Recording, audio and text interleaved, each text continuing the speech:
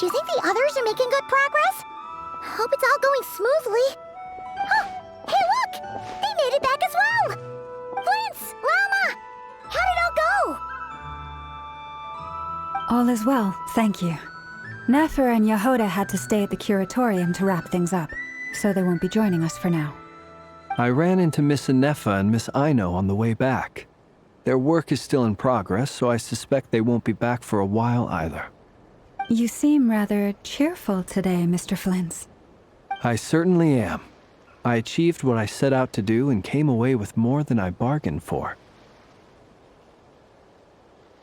Fighting alone can get quite tedious, but I had the good fortune to run into a pair of brave young warriors. We meet again. How have you been? Albedo! What are you doing here? Thankfully, tracking you down turned out to be a lot simpler than we envisaged. These two courageously lent me a hand while I was fighting the wild hunt. When they told me they were Servarka's colleagues, it all made sense. And given how people of outstanding talent tend to cross paths, it's no wonder you're already acquainted. So, who's your travel buddy, Albedo? Why don't you come and introduce yourself?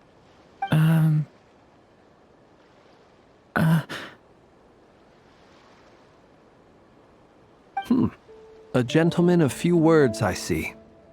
And a rather stern countenance. I presumed you were acquainted with him. Is that not the case? It's nice to meet you. Again. We've technically met before. Wait a sec! You're Minnie Durin! That's right. It's me. I'm glad to see you again. By the way, he says it's okay if you drop the mini. Yeah, I'm not as mini as I used to be. Interesting, isn't it? The first step towards blending into human society appears to be reflecting on whether one's name really reflects who they are.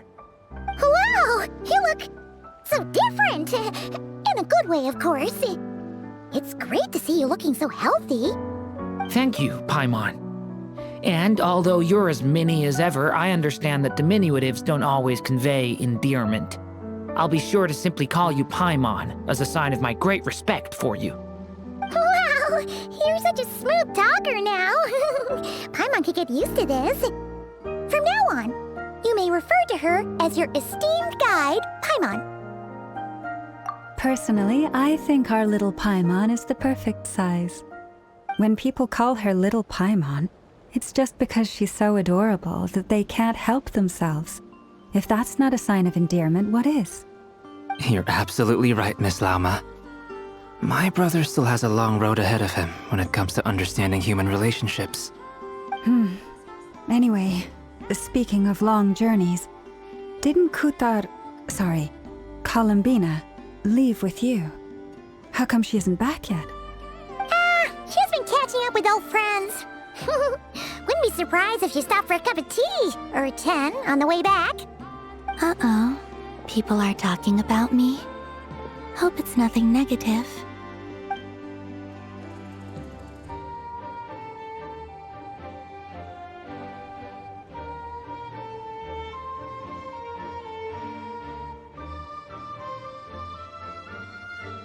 Judging from your expressions, I'm guessing it all went well? It's getting crowded here. I'll go grab some chairs. No need. This is a job for an alchemist. I'll whip some up momentarily. Thank you for your hospitality, ladies and gentlemen, but I was merely escorting my friends back. I'll be meeting Zendrone shortly, as we still have some things to discuss. It's been a pleasure, everyone. But this is where I'll say goodbye. We really appreciate your help. come on. Spare the formalities. I'm just glad I could help out some true friends. I understand. Well, bye for now, Harlequino.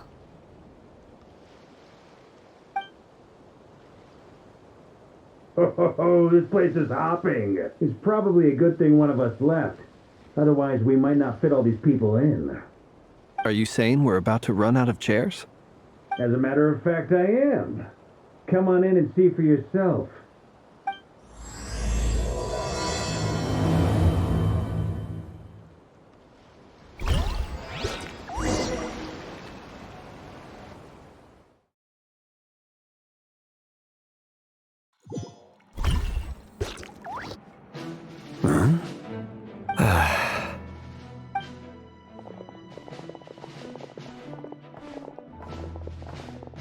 I overheard your little chit-chat outside, by the way.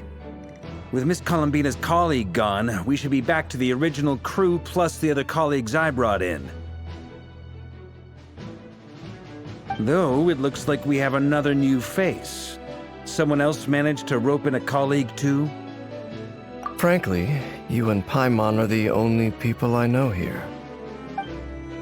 This here is Deansliff, colleague of Tibet's greatest guide, Paimon, and greatest adventurer, the Traveler. Well, not exactly colleagues, more sort of friends.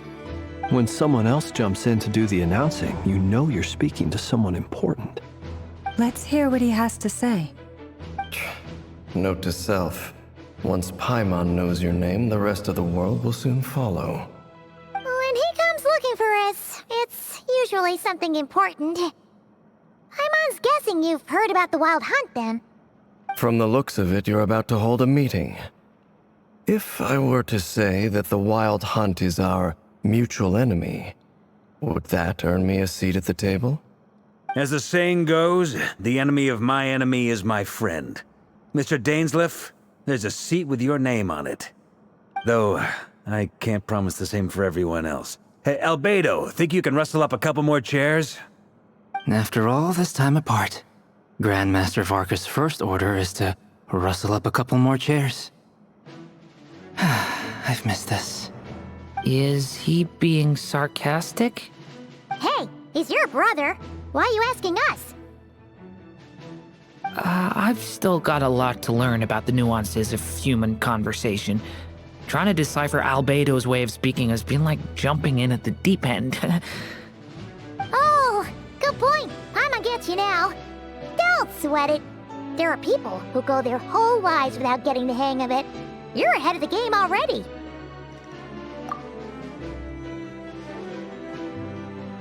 I wonder what's taking Nefer so long.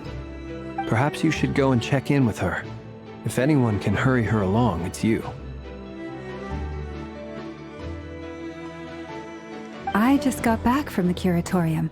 Besides, aren't you curious to see what's taking her so long? Miss Nefer doesn't strike me as the type to share secrets.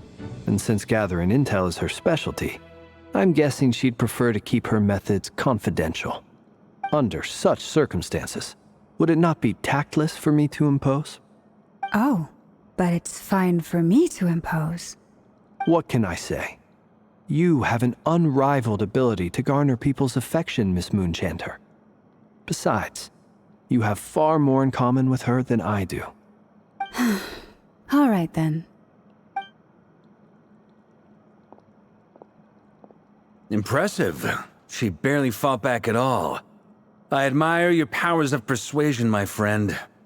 As I'm sure Miss Lauma will realize soon enough, the trick in life is to always pitch in with other people's responsibilities so that you can be selective with your own. Another trick is to simply hide in the background. Spoken like a true sage. Anyway, looks like we've got some time to kill before the meeting. Let's take a little breather, folks. And feel free to chat amongst yourselves. We'll get down to business once the other two arrive.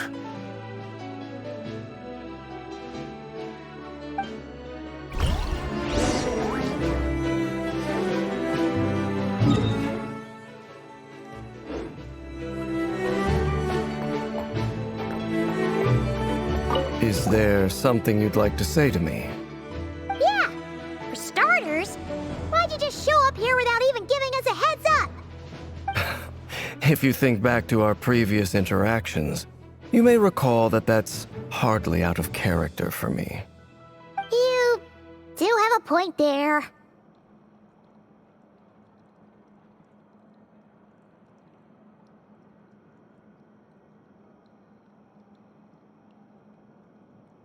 Oh yeah! You'll need to find somewhere to stay the night too, right? Want to tag along with us? You never know. We might get a group discount. Sure, let's do that. Great! Paimon will handle it! And in return, we can get Dainslift to be our very own personal bodyguard.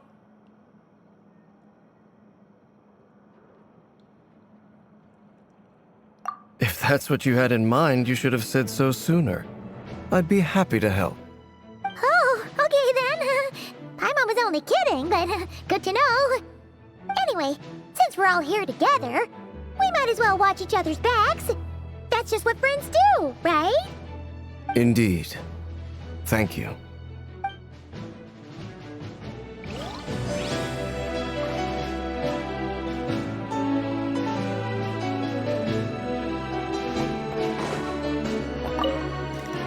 Truth be told, I can't remember the last time I was in a meeting with so many people.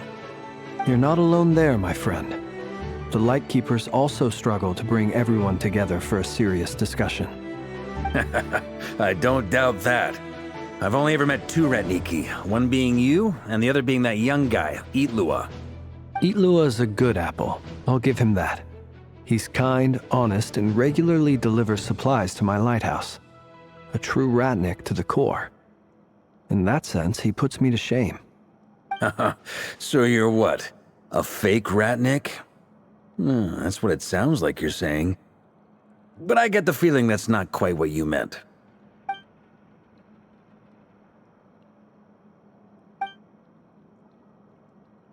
Come on, why the awkward silence?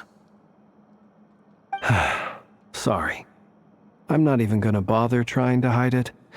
You've known all along, haven't you, my friend?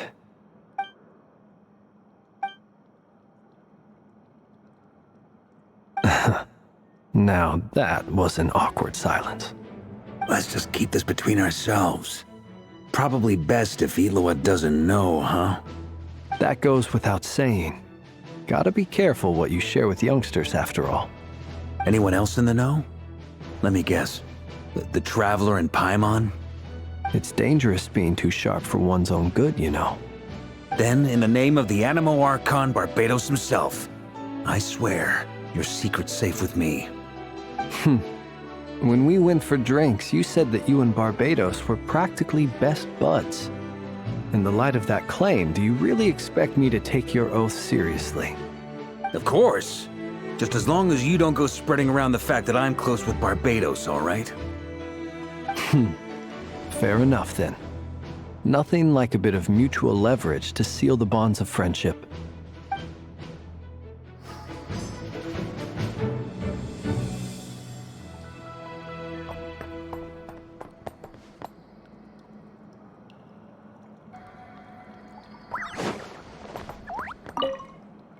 You're both awfully quiet.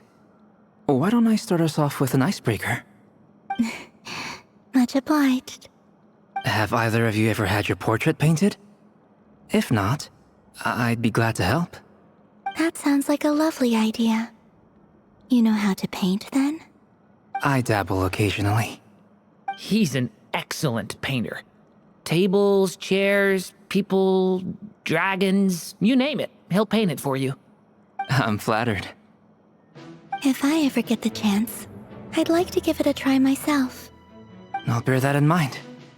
Anyway, how about you, Durin? What sort of portrait would you prefer? Oh, I'd be fine with anything. Whatever style feels best to you. Very well. Then I'll play it by ear. You can replicate any style I want? I can try. If you show me a sample, I'll do my best to match it. Thank you. In that case, I'll dig up some reference material for you.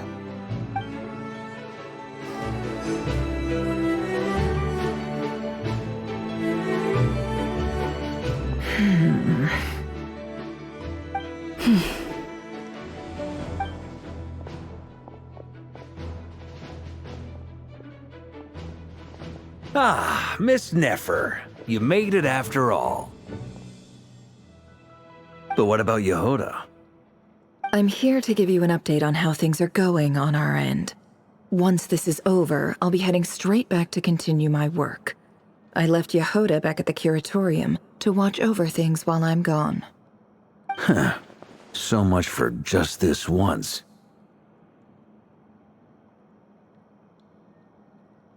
Shh! Not so loud! We're on a roll here. What if she remembers and suddenly decides to back out? Did you say something, Mr. Varka? Huh? I didn't say anything. Right, Flint's? Must have been a frog. They get so noisy around here at nighttime. It's like they're putting on a concert in the background. Anyway, before we begin, there's a few introductions to make. Let me start by saying that it's an honor to be speaking before so many distinguished colleagues and collaborators. First up, we have Miss Lauma. As Moon Chanter, she's the leader of the Frost Moon Scions, a local religious community in Nod-Krai. Then there's Miss Nefer, boss of the Curatorium of Secrets, an intel gatherer extraordinaire. Nefer is leading the investigation into Rerir's background, assisted by Yehoda and Lauma. From the little I've heard, they're making some great progress. Over here, we have Mr. Flint's, a ratnik and guardian of the abandoned lighthouse. In our last operation, he courageously distracted the Wild Hunt to buy time for the rest of us. For those of you who've never met, this is Mr. Albedo, a renowned alchemist and captain of the Knights of Favonius investigation team.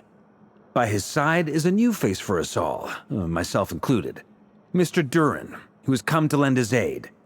Next up, we have the Moon Maiden and former Fatui Harbinger, Miss Columbina. Then we have the Traveler, who's earned more titles than I could possibly hope to list out, so I'll spare you the rundown. And Paimon, the ultimate travel companion and quite possibly the best guide in all of Tevat.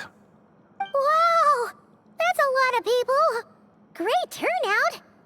Miss Nefer, it looks like you might have another job coming your way, so, congratulations on the booming business, I guess. You think I haven't got enough on my hands as it is? Who's looking for me now? That would be me, Miss Nefer. I have a commission for you. And you are? Who I am doesn't matter right now. What does matter is that I'd like you to gather more intelligence about the Rerir of Solnari. Well, it's not as if we never take on anonymous commissions. But in your case, I'll have to decline. I'm gonna take a wild guess and say your job's probably more hassle than it's worth. Something about you seems like bad news. It's my eyes, isn't it? Conrian, I assume. And what's with the mask? Are you trying to hide your identity? In any case, the fact that you're even still alive raises an awful lot of questions for me. My name is Dainsleif. And yes, I am from Conria. As I'm sure you're aware, the Rerir of Solnari's real name is Rerir. He was once an acquaintance of mine. Really? Then you must have been quite an influential figure yourself. You flatter me, but none of that matters anymore. My point was simply to clarify why I have asked Miss Nefer to investigate Rerir's background. So you're both from Conria, and it sounds like you used to be friends? What am I missing here? Surely you already know how he became one of the Five Sinners. I'll tell you everything I know. The history of Conria, the names and identities of the Five Sinners. I remember it all like it was yesterday. I have never spoken openly of this before. But the truth was exactly as people say. The Five Sinners were each driven by their own desires, and it was by playing upon these that the Abyss tempted them to their fall, tearing Conria apart in the process. The visionary, Vedifenir, who wished to foretell the future. The wise, Haroptatir, who sought limitless knowledge. Gold, Rhindaughter, who desired to create life. The foul, Sertologi, who pursued supreme strength. And last, but not least, Rerir of Solnari, Rerir, Ravager of the Moon. Of the five, Rerir is the only one who remains a mystery to me. He never harbored grand ambitions, so what changed in the space of a single night? How did he come to fall like the others? In other words, you're saying that his change came as a shock to you, and you have no idea what actually happened? That's right. You mentioned how the Abyss tempted them, which led to their fall. But what did that look like in practice? And what other context can you give me about the events of that time? The more detail you can give me, the better. Strangely, now that it comes to it, I hardly know where to begin. The fateful night took place during the era of the Eclipse Dynasty. One day, my elder brother, the visionary, Vedafenir, was summoned to the palace by the Vinster King, only for the king to gouge out his eyes and cast him into the dungeons. When I came to hear of this, my fury knew no bounds.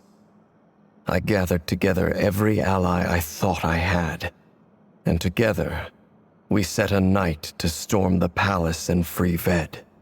Centuries on, the memories of that night still haunt me, like a never-ending nightmare. We broke through the palace gates, just like we had planned, each striking towards our separate targets. But then, I was betrayed. Even Vedafenir, the very person I had come to rescue, abandoned me and partook of the Abyss's power. So, it's personal after all. Then tell me, Mr. Dainsleif, what price are you willing to pay? You, of all people, must know that nothing comes for free. I cannot say what price would be worthy of such a commission. But know this. Rerir was not always a madman. Believe it or not, there was a time when he was just an ordinary man, working for the Conrian Intelligence Service. Uncovering the truth of Rerir's past is the only way to unravel this mystery. But before you decide if you will accept my commission, I will tell you more about him. Enough, I hope, to help you plan your next move.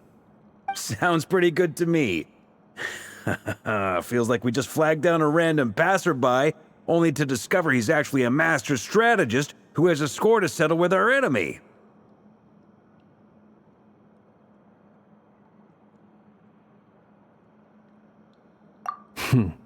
Can I borrow your halo?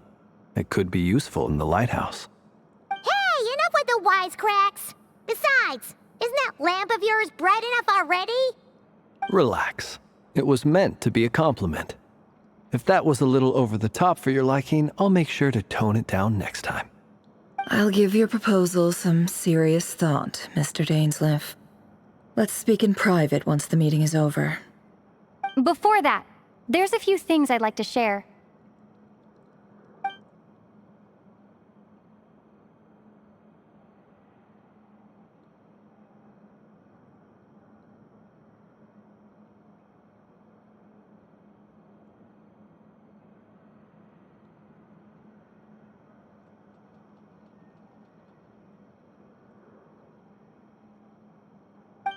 Now that we've united the hearts of the three moons, your power should be greatly enhanced. But it seems like that hasn't happened yet? I believe it will take a little longer. You've done so much for me, so I want to be completely honest with you all. Even though I'm doing a lot better now, the truth is, my recovery will likely be an ongoing process. From the moment I was born, my power has been slowly ebbing away. And that is because Tevat has never accepted me. Even with the moons united as one, it seems my rejection cannot be undone. So far, I have yet to find a solution. It may turn out to be a problem that will plague me until the day I finally leave this place behind. Even so, I will do everything in my power to help you drive out the Rerir of Solnari. As Arlecchino put it, this is not about chasing the spoils of victory. It's just a gesture of heartfelt gratitude. Kutar.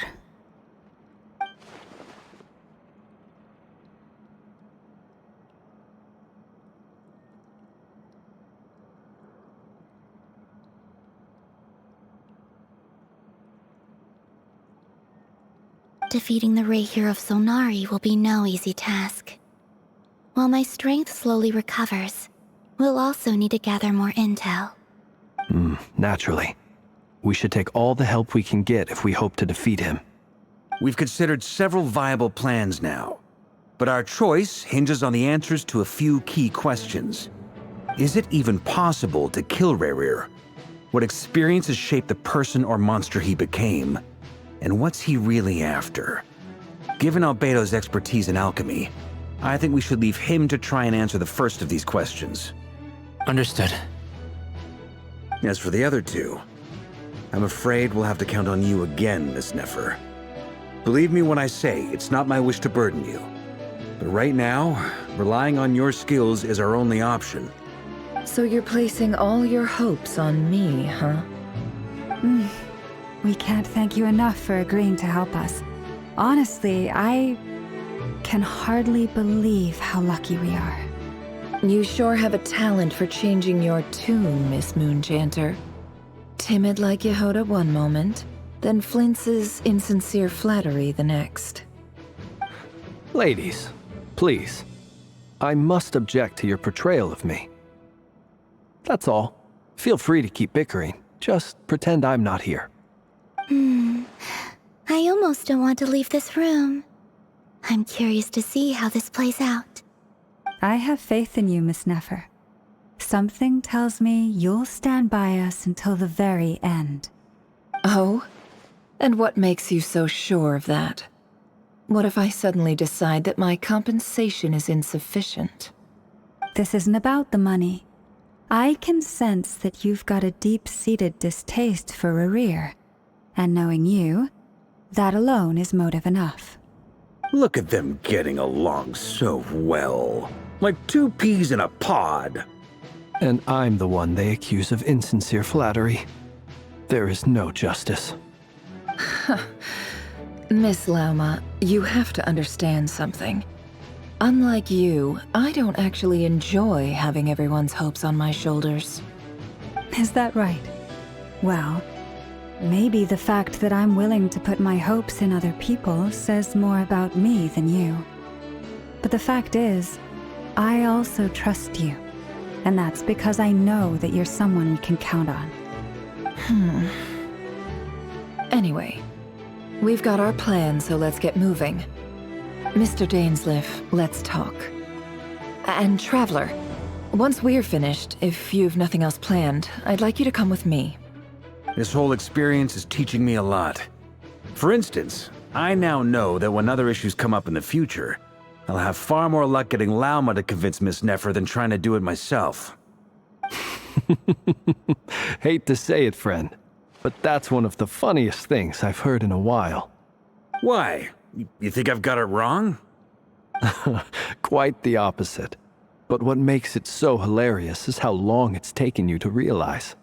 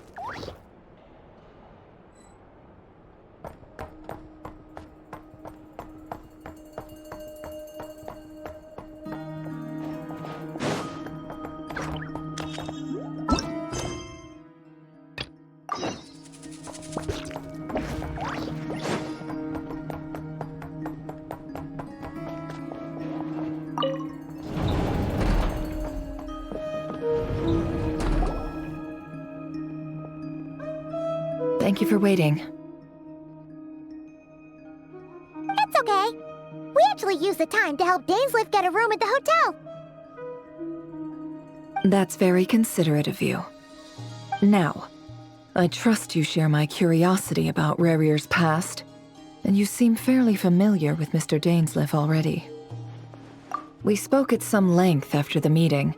He was the one who suggested I should invite you to join this operation. He feels confident that these secrets will be safe with you. Dane has a lot of faith in us, that's for sure. Likewise. I appreciate that you got right on board without interrogating me about why I invited you. It shows that you trust me to explain everything in due course. That's because we know what you're capable of. We appreciate you too, Nefer. You might have been forced to help in the beginning, but this time, it was your choice. That's one way to put it. Another is this, that once a decision's been made, it's set in stone. After that, my only goal is to see it through. Alright, so here's how it is. I'm going to access Rerir's thoughts again using my confidential method. Now, I'm sure you've seen things like this before on your travels, so you're surely well aware of how dangerous it can be.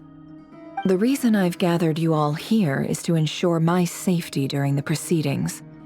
I plan for us to enter the fragment of his consciousness together, and once inside, I will focus on searching for information.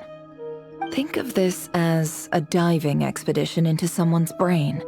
If I'm the diver, you are my safety equipment, tasked with keeping me alive while I'm under the surface. Once the ceremony begins, we will all be spying on privileged information. But in the interests of safety, you must remain absolutely silent at all times. We will discuss our observations after the ceremony has concluded. Lastly, any individuals of a weaker constitution are advised not to partake in the ceremony.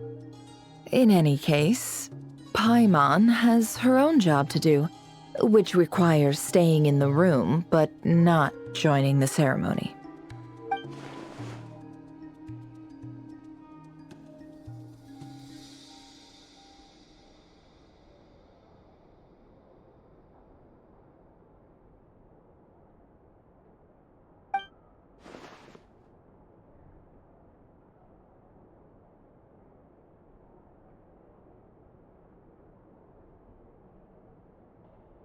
Well, good luck, everyone. Sounds like all Paimon can do is cross her fingers and root for you guys. There's a little more to it than that. I was being serious when I said you have a job to do. While the rest of us are inside Rerir's mind, it's imperative that we have a team member on the outside. In the event that something goes wrong, you will be our first responder. I don't anticipate any issues, but the extra level of safety will be greatly appreciated. I second that. This is a dangerous operation here, and you're our whole rescue team. That's pretty much the most important job in the crew. So, Paimon's like the lifeguard? Yeah, that makes sense. All right, got it. Good. Please, take a seat. We'll get started momentarily.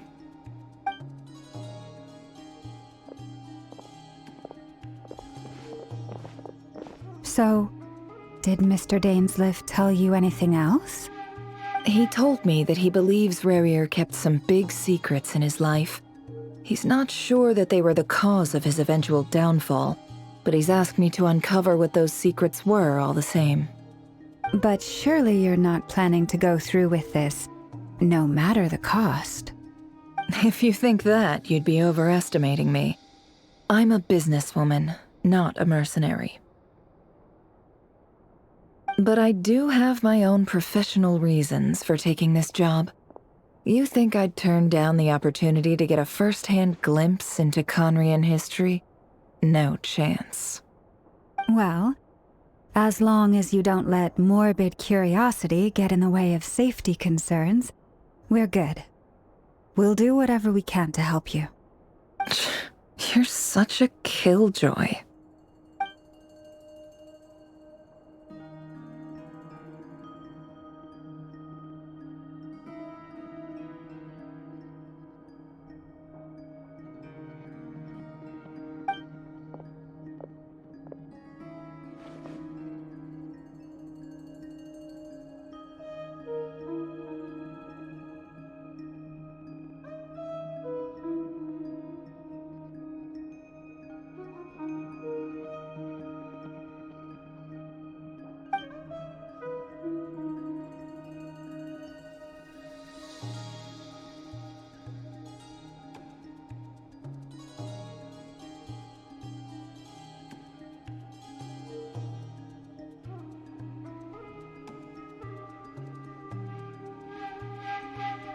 right, I'm good to go. All set over here, too.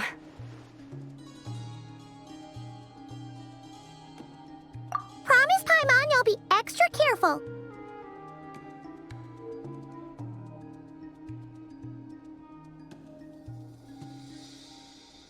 All right. Let your whole body relax. We're about to begin. Close your eyes.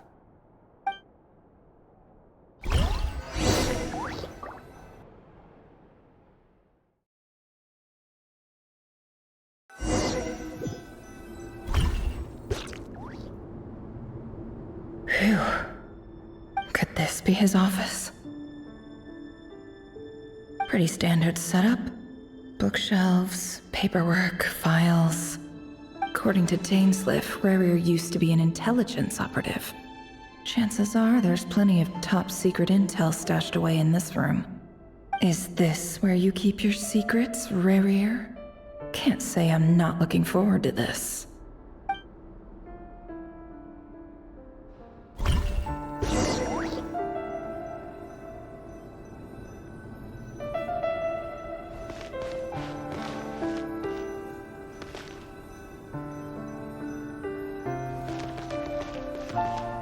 He looks even gloomier than last time. I wonder what's changed.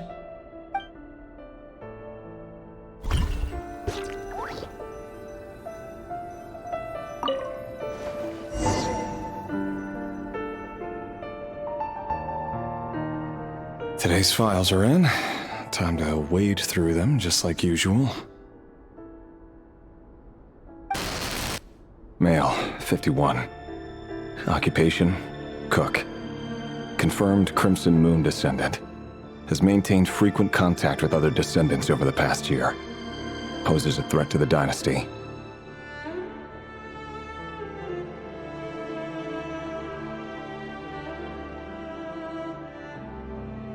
Neutralized.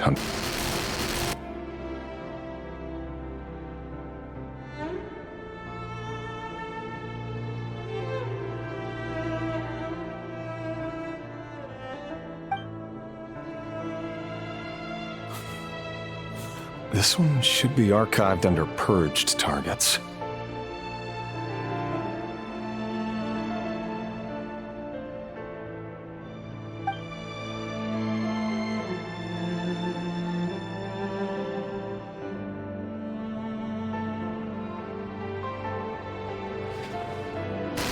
Female, 23. Occupation, office clerk. Confirmed Crimson Moon descendant. Has maintained frequent contact with other descendants over the past year. Poses a threat to the dynasty.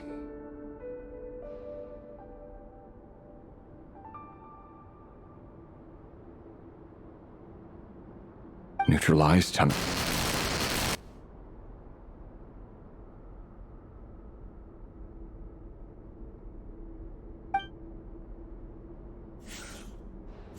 Another one for purged targets.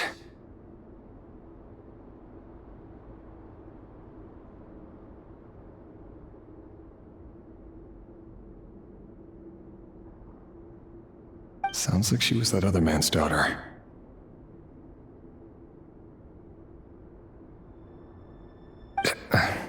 Never mind.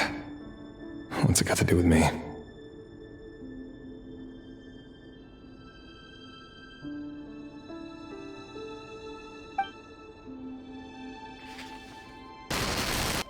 Male, 40.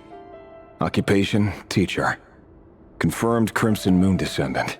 Has been observed making contact with other descendants during the past year. Poses a threat to the dynasty.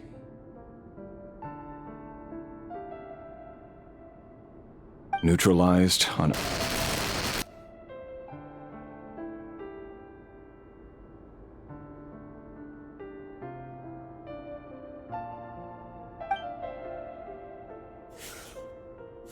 Just another nobody for the archive.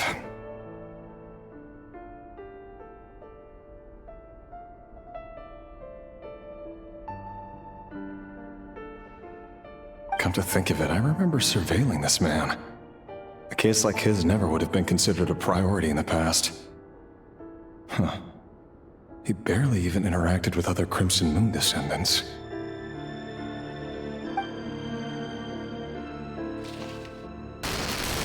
Female, 16. Occupation, none. Orphan and confirmed Crimson Moon descendant.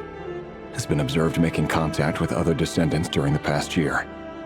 Poses a threat to the dynasty. Neutralized on...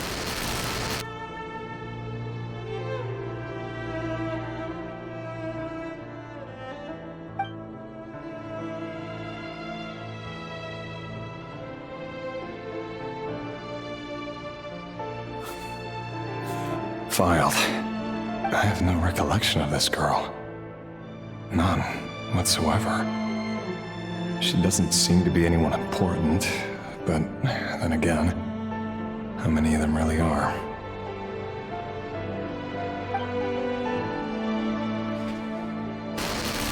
Female, 13. Occupation, none. Orphan and confirmed Crimson Moon descendant. Has been observed making contact with other descendants during the past year. Poses a threat to the dynasty. Neutralized on...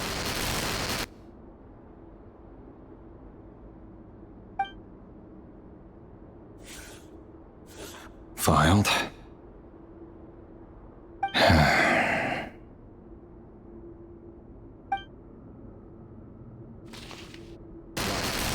Male, 11. Occupation, none. Orphan and confirmed Crimson Moon descendant. Has not been observed making any contact with other descendants during the past year. Poses a threat to the dynasty. Neutralized and...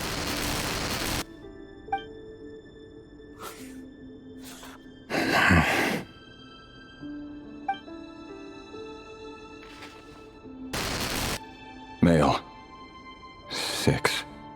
Occupation, none. Orphan and confirmed Crimson Moon descendant. Poses a threat to the dynasty.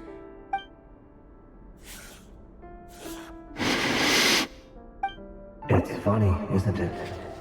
Your job is becoming both harder and easier at the same time, depending on how you look at it. Sooner or later, the Crimson Moon descendants will be completely wiped out. But as their numbers dwindle, they become harder and harder to track down.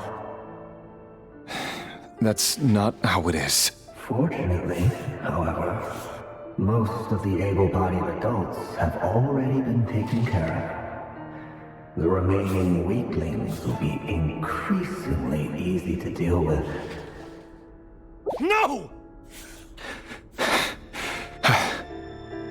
No. My job is to ensure the survival of the Eclipse Dynasty. And the only way to do that is by eliminating any and all potential threats. It's a perfectly legitimate line of work. Every single one of my colleagues can attest to my fairness. And if my friends were aware of the facts, I know they'd back me up too. Assuming, of course, that they were aware of all the facts.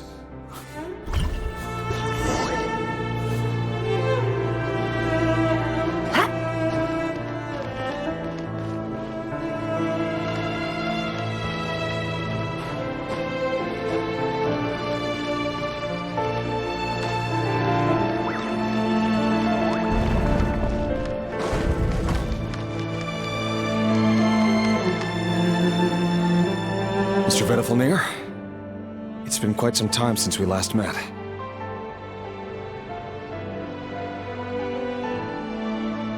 Rerir, I trust you're here because you have something important to discuss.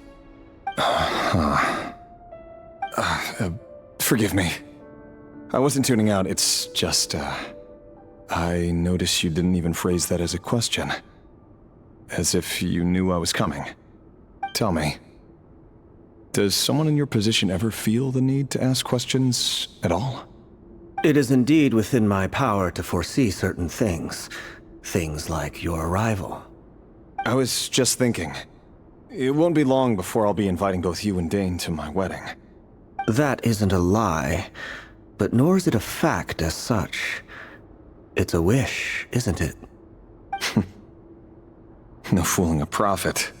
is there? Ever since that day we met for drinks, I knew it was only a matter of time before you came looking for me. Does it feel good? Knowing how the future will unfold. I'm afraid the notions of good and bad fail to capture the complexity of what such a power entails.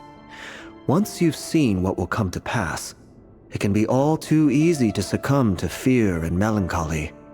Unless, of course, you learn to abandon these feelings.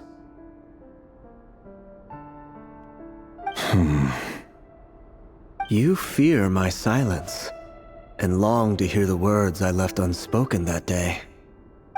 That's right. You must have noticed my reluctance to broach the subject, and the reason is simple. Because the truth could never have lived up to your hopes. For both our sakes, such words are better left unsaid. The burden of prophecy was never meant for your shoulders. So who exactly do you deem worthy to hear your prophecies? None but our exalted king? Or rather, our king as he once was. You're closer to his majesty than I am. You must know better than anyone how much he's changed. You say that as though it is to my benefit. Yet precisely because of that, I dare not speak rashly. A king can turn out to be the most virtuous of rulers, or a tyrant more terrible than the most vicious of dragons. You are so wise and far-sighted, yet still you would have me live in fear of the unknown? You make a fair point. Especially given my silence alone was all it took to send you spiraling downwards. Very well then. Let me offer you some advice. And I say this not as a prophet or a visionary, but simply as the brother of your friend. For many reasons, there is very little chance of your marriage ending in happiness. If happiness is what you seek, you should find another fiancé.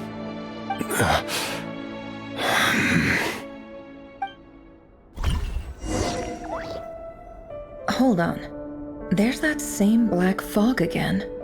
Could this memory belong to Thelindis? Guess I'd better tread carefully.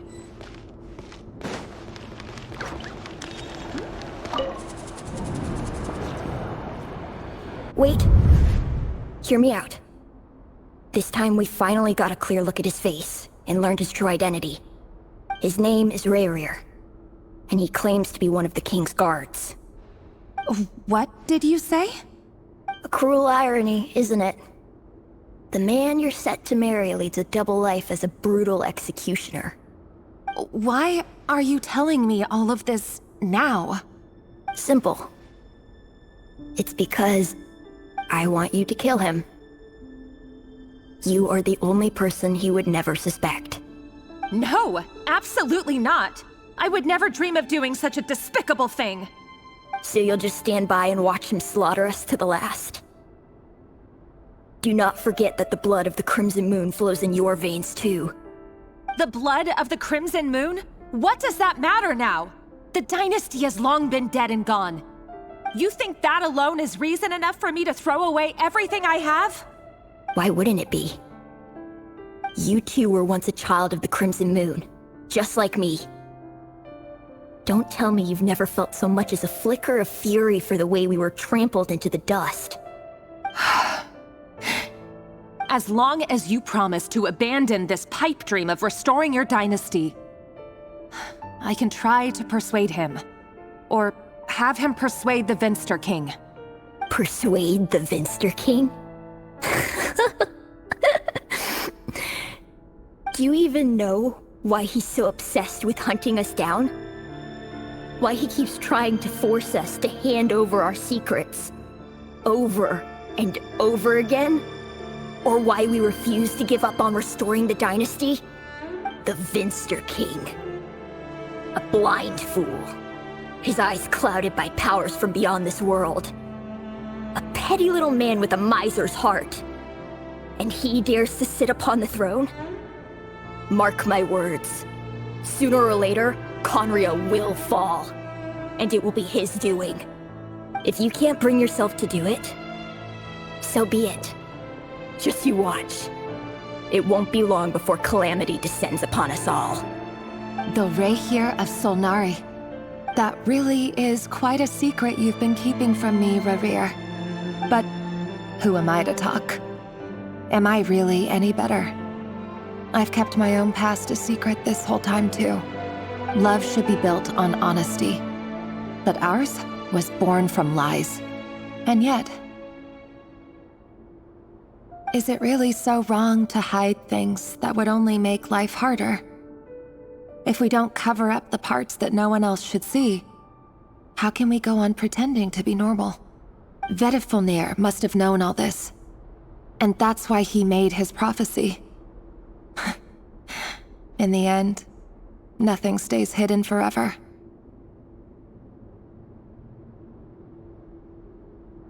But I won't just sit by and watch this disaster unfold. I'll do everything in my power to protect what I cannot afford to lose, no matter who I have to face.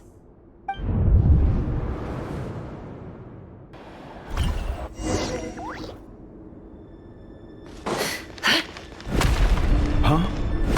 Was that Rerir who just walked past the window? Doesn't it give you the chills that he still takes the same road to work every day? As if nothing ever happened. Those people at the deli. Enough already. They're clearly pretty taken by their own disguises, so just smile and play along. Pull the rug from under beasts like that, and you'll risk having your throat torn out. Deli? Oh. They're talking about those people from the opposition.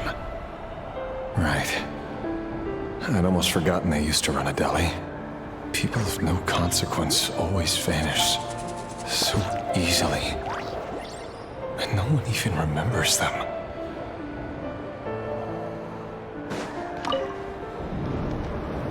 But surely you can see he's not the man he pretends to be! So many have died already, and they say that the king's madness grows with each passing day. We're not going to survive this, are we?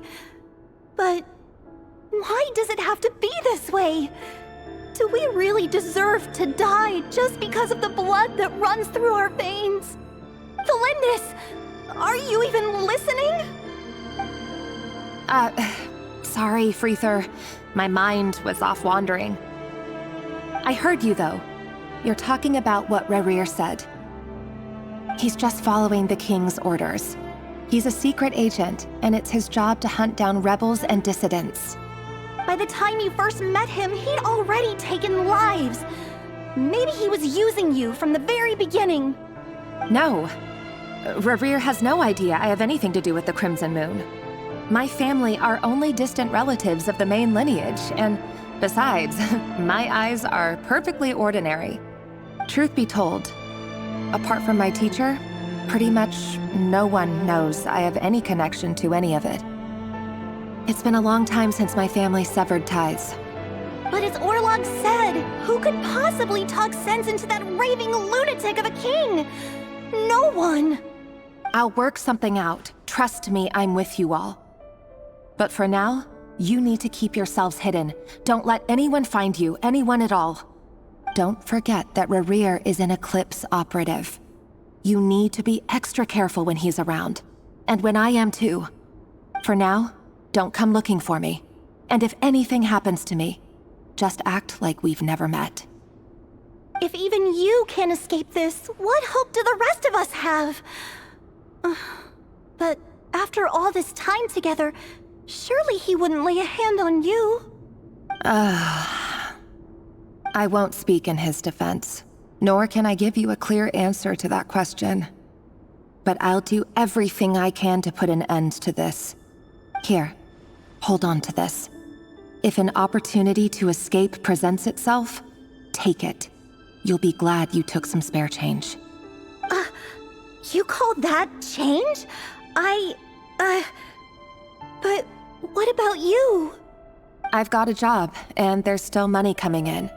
But you can't go anywhere right now. Please think about yourself for once.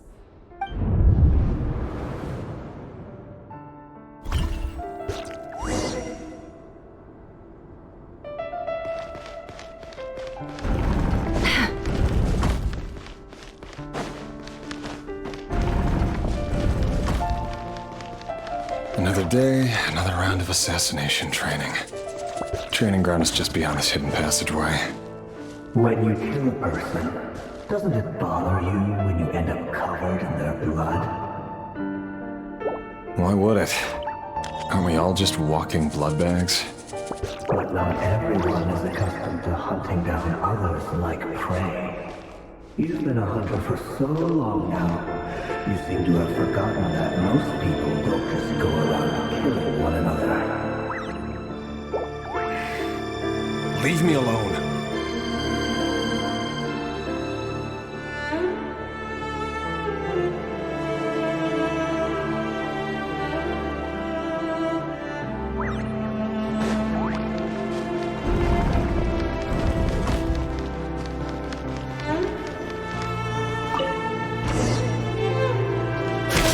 Make sure you have a firm grip on the handle, then choose your angle well. Keep your movements light and brisk. The prey won't sense a thing. I doubt that. I'll let them know that I work clean. No traces.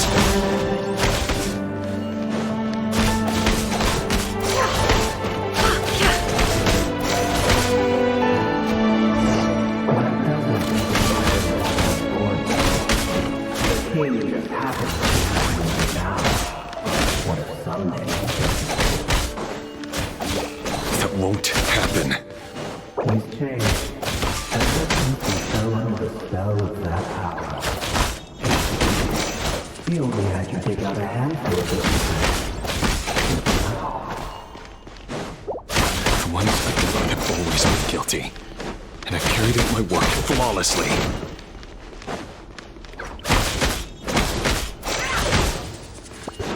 Can't hide the truth. No more lies.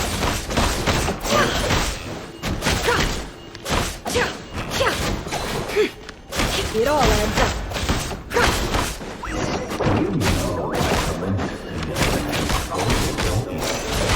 Was it because he didn't trust you?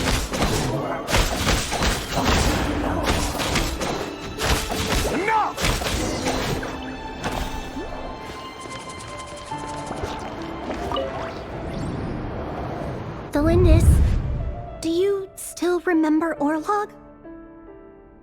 Orlog. The boy who was pretending to sell flowers. You spoke for quite a while, didn't you? Yes, we did. What about him? He was arrested 2 days ago. Chances are he's already dead. He... I just don't get it! After everything he's done, why do you still stand by him? Or does it mean nothing to you that people keep dying? No, that's not... Just hear me out. I need to go now, Thelindis. They're looking for us. You take care too. If you ever need a place to hide, come find us.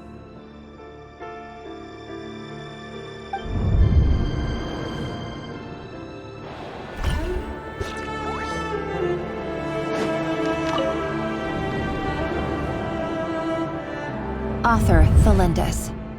Over the course of this week, the research object was subjected to interference for a total of 47 hours for experimental purposes. The results are as follows. All subjects of observation that were sent inside have now... The situation within is proving more problematic than anticipated. No progress whatsoever. What now? Won't you give me even a glimmer of hope? Things are getting worse by the day. I have to find a way or we'll all be in danger.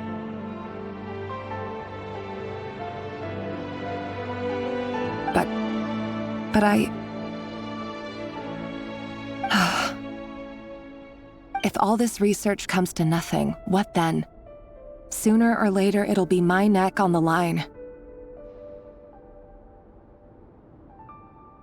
But could he really bring himself to kill me? No. Surely he wouldn't have the heart.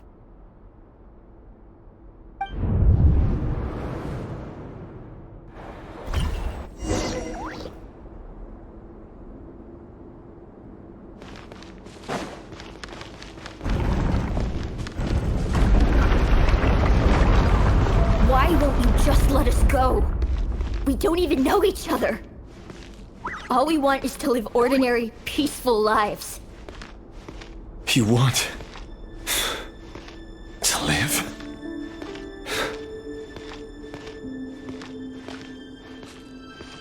Yes. I just want to go on living. Is that really such an unforgivable crime?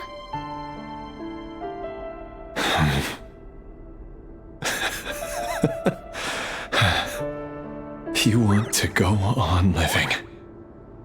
I want to keep living too. To keep living forever. That's why I have no choice but to continue on the path I'm on.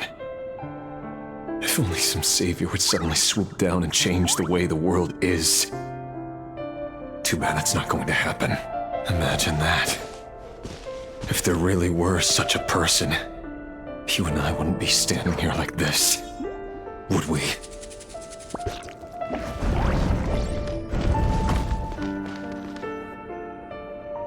Today's files are in. Time to wade through them just like usual. No, I don't get tired of it. It's my job. And not only am I lucky to have it, I'm good at it too.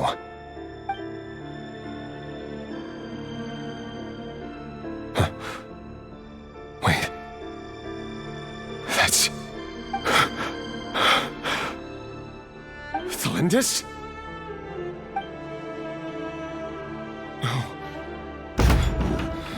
No. No! Why? But you bear no mark of the Crimson Moon.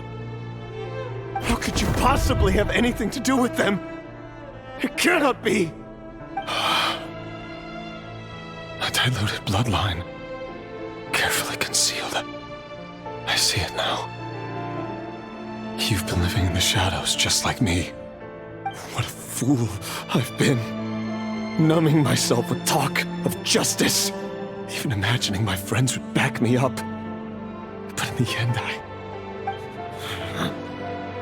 Irminsul, Finster King! How far are you going to take this? From the direct bloodline to secondary offshoots? And then what? Today it's the descendants of the Crimson Moon. Who will it be tomorrow? Will you not rest until everyone down here is dead? No. This cannot go on. This is where it ends.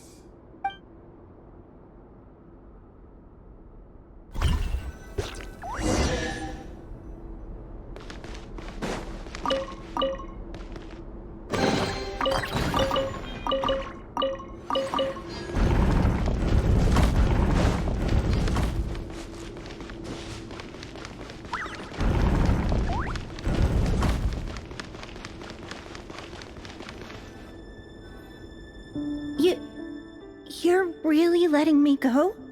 I am. As long as you can guarantee that no one will find you. Don't worry, I'll be extra careful. No one will know I was here.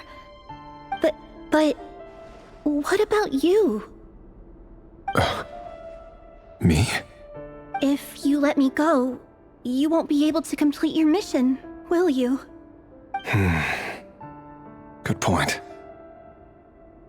In that case, maybe you should stay. No, please! I just want to see the outside world again. To... Go on living? Yes. I know you're a man of your word. So please, just let me go. If I let you leave, what will become of me? Just kidding. Go, now. But remember, don't let anyone know you were caught. We'll be seeing each other again very soon if you do.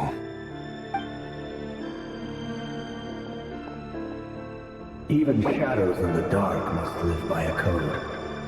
But you can't save everyone. You've been whispering in my ear for days now, Vedifilnir. What are you trying to do? Break me down? I only say this because you long for an answer to your problems. Let her go, Rerir, or you risk losing everything. I will not abandon Thelindis. Then you'll need a little more vigilance and a lot more power. The world is changing, Rerir. Keep your eyes peeled for your moment of opportunity. That voice used to be so unclear, but now I know exactly whose it is. It's Vedafalnir. He won't tell me how to actually resolve any of this, but he keeps trying to manipulate me like a puppet. What's his game here? Tell me then. What will this moment of opportunity look like? And no answer. He's like a ghost. Always disturbing me when I'm on edge, but never answering when I need him most. So, the Eclipse dynasty was purging, well, massacring the descendants of the Crimson Moon. And it seems like it was all connected to the Vinster King's research. The King's obsession with abyssal power left the future of Conria hanging in the balance. No wonder every aspect of Rerir's life was so unstable. And it looks like this Thelindis, Rerir's would-be fiancée, herself belonged to a sub-branch of the Crimson Moon dynasty's descendants. It almost defies belief that a couple like them could hide the truth from each other for so long. If the Vinster King hadn't intervened in such a drastic way, they might have gone on deceiving each other for the rest of their lives. And why does Vedafalnir, Dainslif's older brother, keep talking in Rerir's head? This guy kept more secrets than I ever imagined. The human mind is like a vast desert of shifting sands. When you follow the flow of someone's memories, you only ever see the parts they're willing to let surface. Time for something a bit more creative. We've been inside Rerir's mind this whole time, building up a picture of his psyche. There's already enough clues on the board to start reading between the lines and mapping out the rest. Now, we can finally begin to put the pieces together. Sure, it'll only be a reconstruction, part simulation, part reasoning, but it's usually pretty accurate. Once we've built up a cognitive profile, we just need to cross-check the logic behind his actions. And then we'll be able to take a sneak peek at whatever it is that Rerir has really been hiding.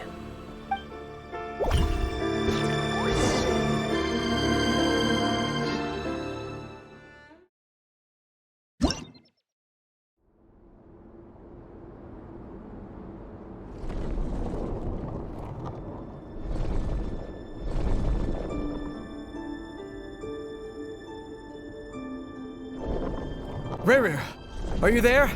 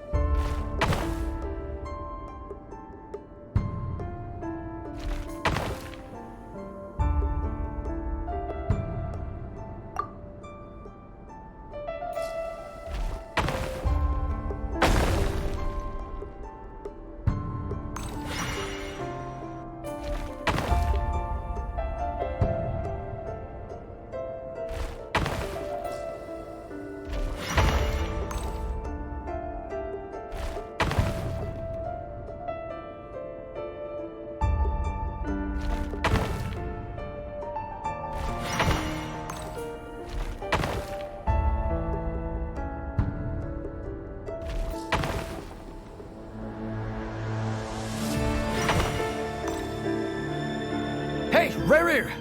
Come out, it's urgent! Dane? What's wrong? Quick, come with me. I'll explain everything once we've met up with the others.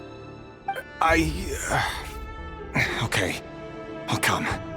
But Thelindis is still over at the Universitas. I'll need to leave her a note. All right then, but make it quick. I've never seen Dane so worked up before. Whatever this is, it must be big trouble.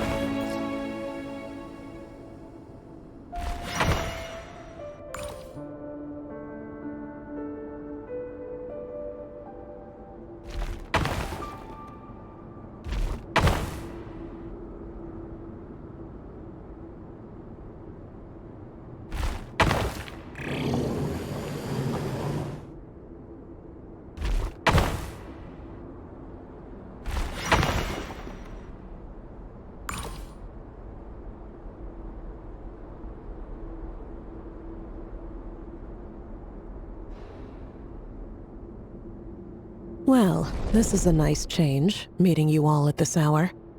When men and women of ambition can speak face to face in broad daylight, I say that's a big step forward for our dear Conria. Don't be ridiculous. We do not fear the day. Why would we seek refuge in the night? You might ask your blade that same question.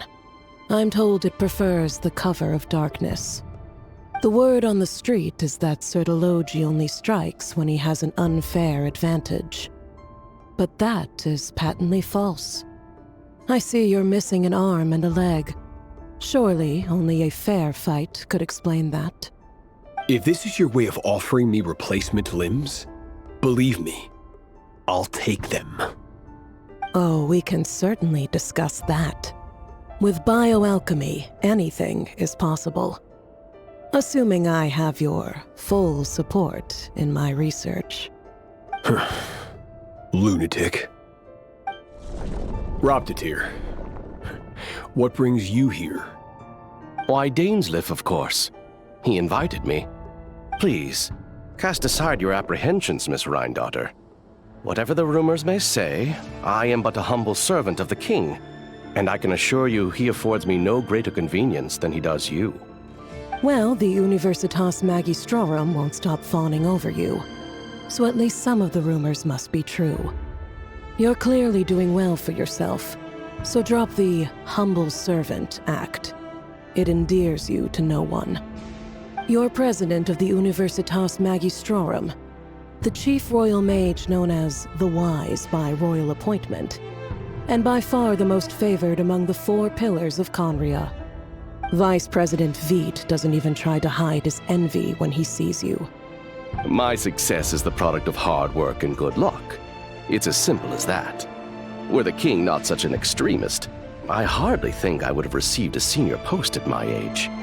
Of course, no job is without its gripes. Serving a king like ours can be a challenging task, as I'm sure you can imagine. And as for Efterveit, in missing out on the presidency, he's dodged a mountain of stress. Like everything else in life, it comes with pros and cons. You're all here. I apologize for the short notice, but it was an emergency.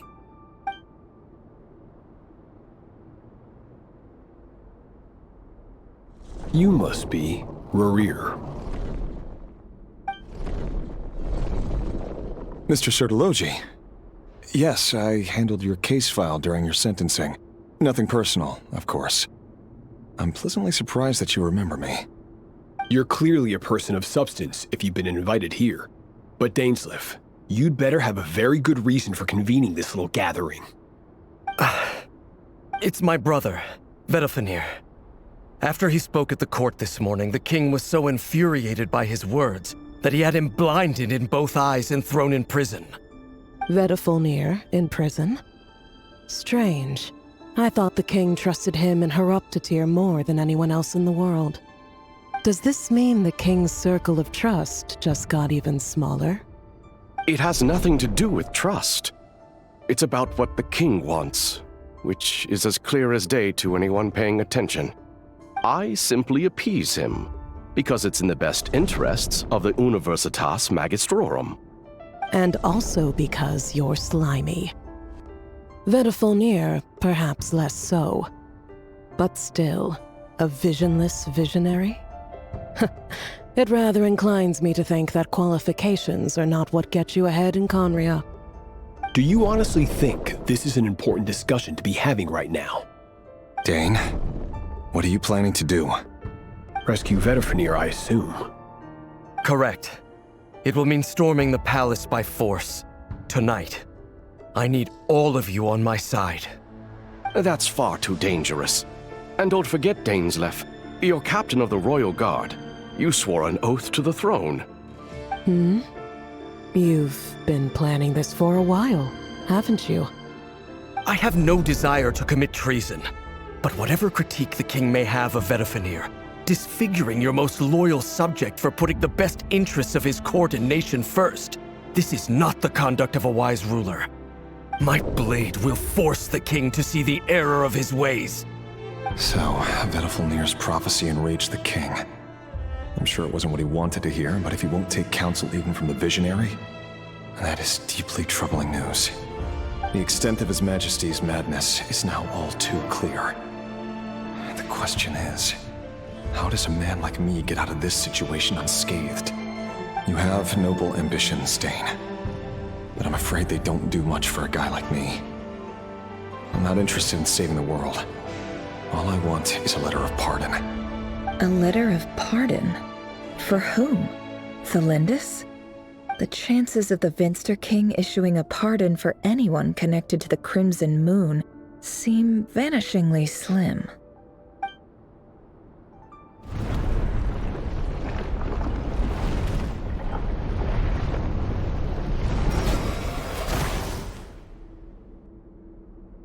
This black fog over the board must have some connection to Thelindis.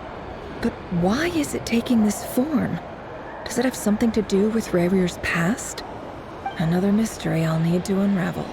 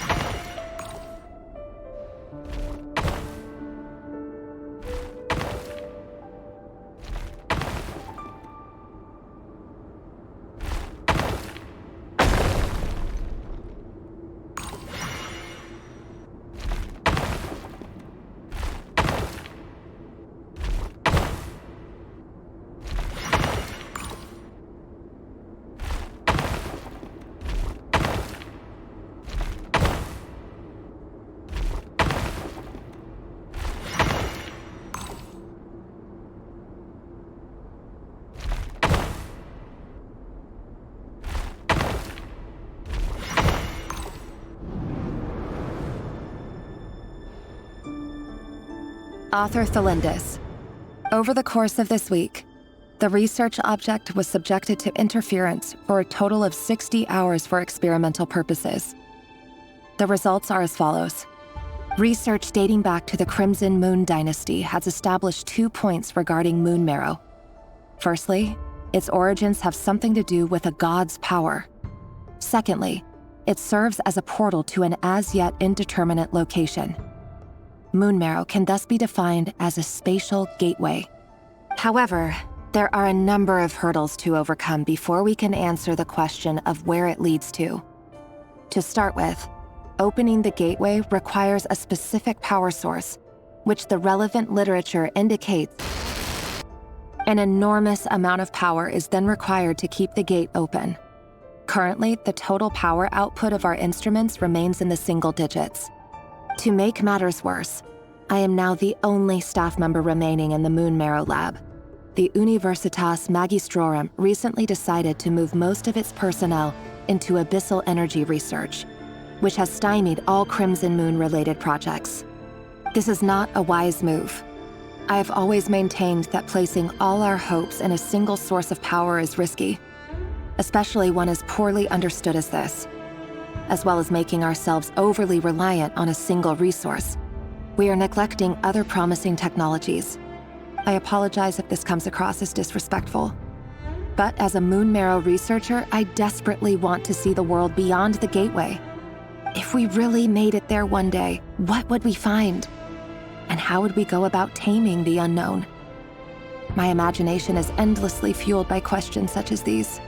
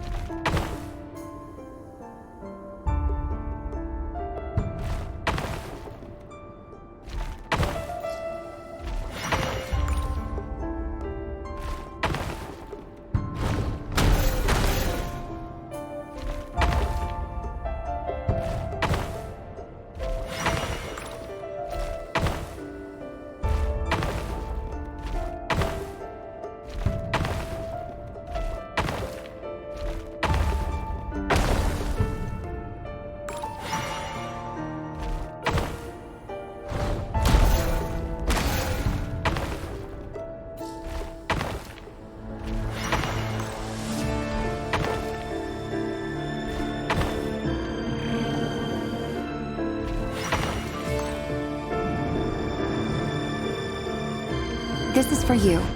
I heard you're gonna leave the city with your parents. Thelindis, did you hear about what happened? I've heard nothing. Rerir got back very late last Friday, and he was acting a little unusual, but he slept pretty well, so I'm guessing whatever he did was a good deed.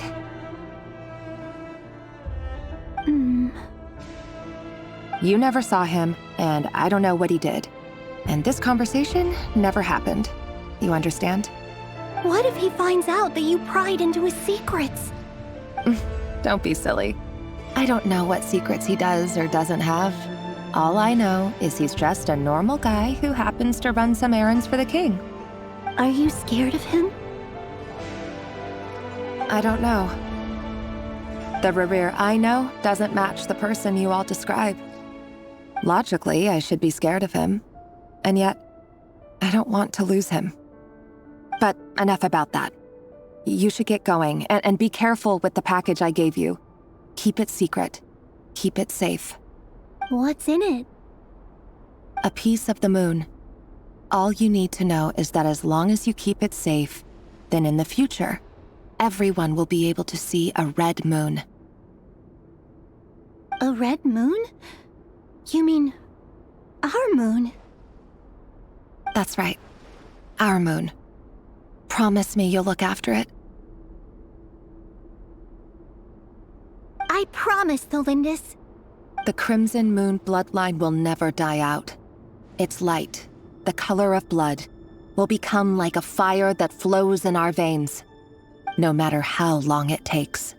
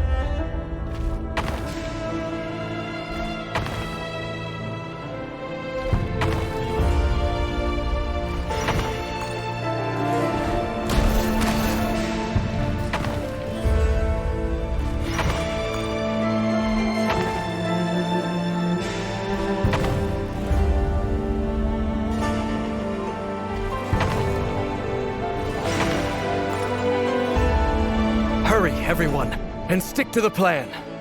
Sir Dainsleif, what are you? Is this treason? You know what happens to those who betray the throne. Please, don't do this! It is the king himself who has betrayed the throne. He has betrayed all of Conria.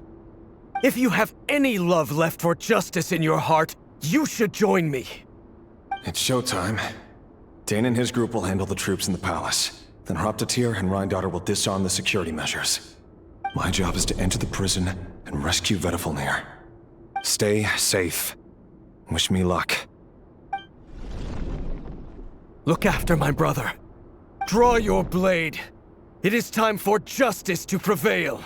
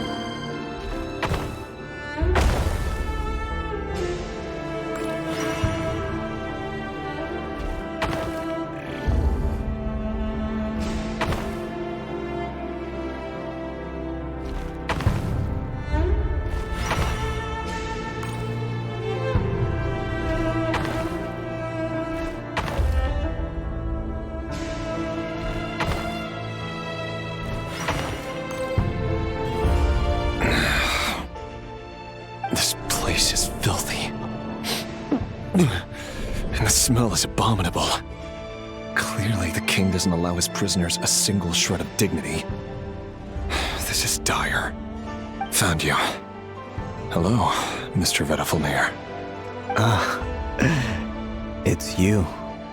Surprised? Oh, wait. I guess surprise isn't an emotion that prophets feel very often. I certainly felt some surprise in the moment when I was blinded. Surprise at the king's sheer ignorance. Surprise at just how unfairly this world responds to words of earnest remonstration. I'm curious. What did you prophesize this time? It wasn't a prophecy. It was a word of warning. Someone had to say it. The king has forsaken all reason in pursuit of his obsessions. I simply told him that if he continues on this path, Khaenri'ah will surely fall. But he didn't listen. Worse still, he stabbed you in both eyes and locked you away. Dane asked for my help. The court is in complete chaos now, but I'm sure you predicted that. Everything is transpiring as I foresaw, yet I am powerless to change it. Fate is an immutable force. I can but lament as the inevitable unfolds. I do wonder whether giving a man the power to see the future does nothing more for him than slowly crush his spirit. Forgive my curtness, Vedafilnir, but the king did not suddenly turn on you today. His suspicions have been brewing for a long time. You can't have wisdom beyond the reach of your fellow man without attracting his fear and suspicion. There are things the king does not want to see. So, he doesn't want you having visions of them either. He blinded you because he thought this would make the visions stop. He wasn't entirely wrong. I did indeed lose my power to see the future. Right up until... Until what? Just now. I believe I saw something new. Well, tonight could go a lot of different ways. 5 of us banded together to storm the palace, also we could rescue you. This will go down as the most tumultuous day in Khaenri'ah history. I sense hatred in you, but also hope. A desperate hope that with the tyrant deposed, that will be the end of the story. But this is not the end. It is the beginning of a new chapter, in a whole new story. There are many men of honor and courage in this world, Rerir. But you are not one of them. You're not here for justice, are you? You're here for yourself. Is that a dagger? Interesting. Why not the polearm? It was always your weapon of choice. With your abilities, I don't doubt that you were able to recover some of your sight. But I also doubt that you want to make an enemy of me right now. Of course not. We're on the same side, aren't we? We could be. But I need you to be honest with me, Vedafilnir. At this point, you're my only hope for the future. You mean your future? With your beloved, Felindis? Yes. And I know there are bigger things at stake here. A dynasty, a nation, maybe the entire world. But forgive me, I care first and foremost about myself. I can't abandon the one I love to save myself. I just can't do it. But you see a broader picture of the future than I. You see the solutions to the biggest problems of our age. So tell me, what is my solution? What's the answer? In matters of fate, answers are either right or wrong. What will be and what will not. Maybe you are willing to pay a certain price in the pursuit of happiness, but unfortunately, fate does not negotiate. That is the cruelest thing about fate. It is unmoved by your sacrifices. That can't be true. I know it's your voice that I keep hearing in my head, urging me to see how the world is changing, to seek more power, so I can protect the things I love. You show me disaster, but you won't show me how to avoid it? Why? Why are you doing all this? My voice. In your head.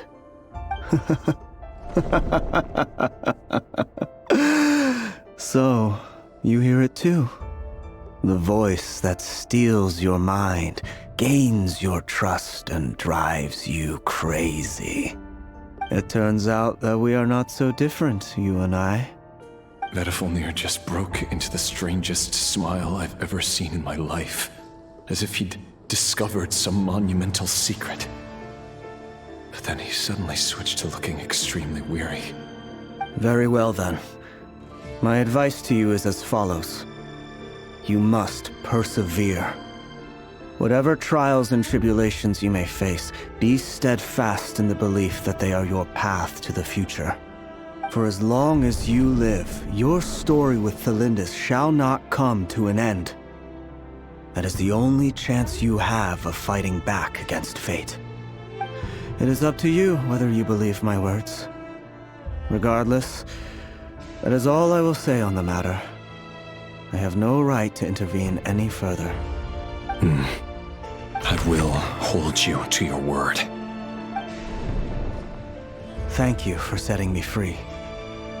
In return, I will tell you one more thing that you cannot afford to ignore. Just then, a strange wave of energy rippled through the city. We had no idea what it could mean. If I were you, I would head to the Universitas Magistrorum.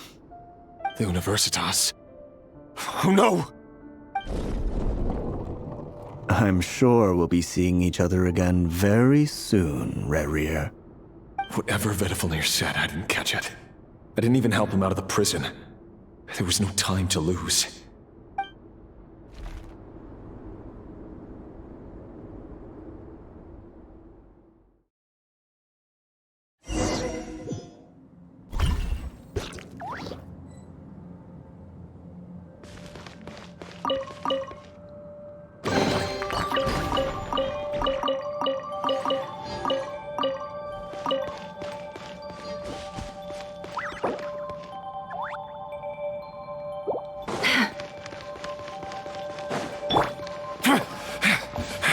Monsters?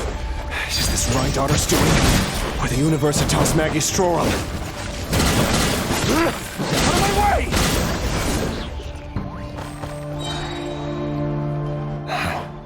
The Universitas. That reminds me of a rumor I once heard. Allegedly, the king installed secret mechanisms in the palace and around the city. No one knows where they are or what kind of power they hold. But if they were ever going to activate, it would probably be on a night like tonight. Help! Help! Hold on! Don't let them anywhere near you! Save me! I can't! Ah! That sounded like an explosion. So, the rumor is true? The king really went through with it? What other means does the king have at his disposal? They must run on power from the Abyss. And given it's a major center of Abyss research, anyone over at the Universitas will be in grave danger. I have to hurry!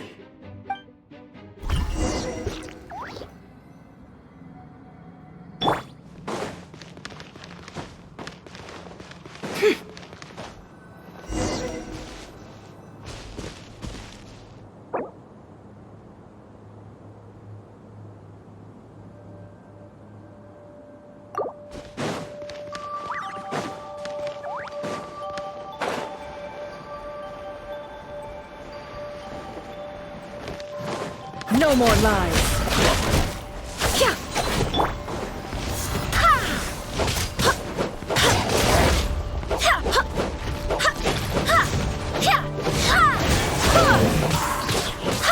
Barbados, Linus. Can't hide the truth. Laid bare.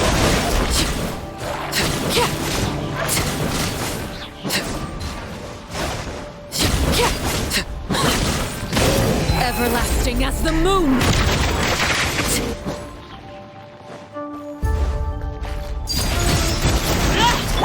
We shall prevail!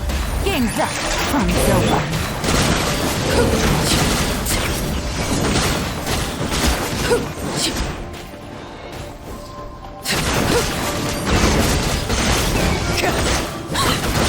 Overruled!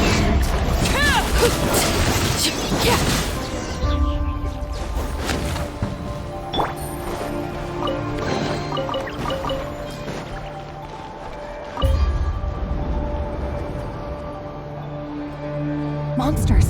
At the Universitas Magistrorum? Why now? Oh no! They're coming! It's no use. The table won't hold out much longer. The weapons. Where are the weapons? Of course. All the lab equipment was upgraded after the inspection last week, but the new weapons haven't been allocated yet. I'm done for. Is anyone there? I need help! Ah!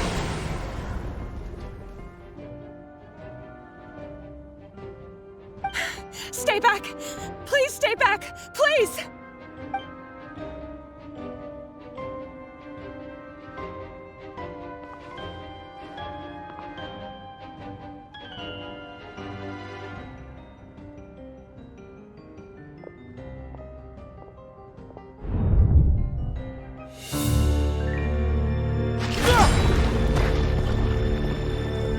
What's that? Rerir! So the rumors about your work are true. What? No! Listen, something happened at the palace tonight. We have to leave!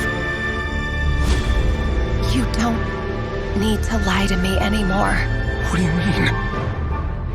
I know why you're worried, and I will respect the decision you've made. But it's okay, because I found a solution. I know how to end all this. You can have it back. The normal life you so desire. But until then, I'm afraid our wedding will have to wait. This? No, don't do it! Celindus! Celindus!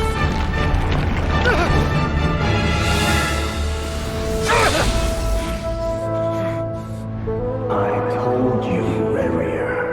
Let her go. You will find someone better. No! No, I won't do it! I have to save her! By what means exactly? A lowly pawn. You lack the power and the strength of will. Do you know a way? Tell me! Come to the palace. Join us.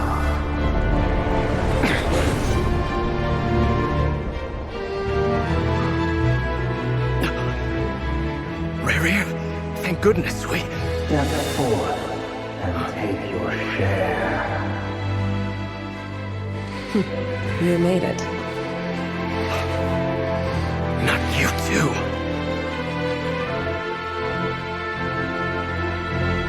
Hatred or grief, despair, desire. We all have our own.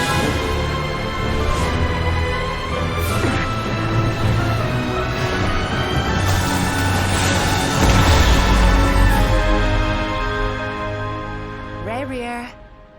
Rerir. Celindus? Were you daydreaming?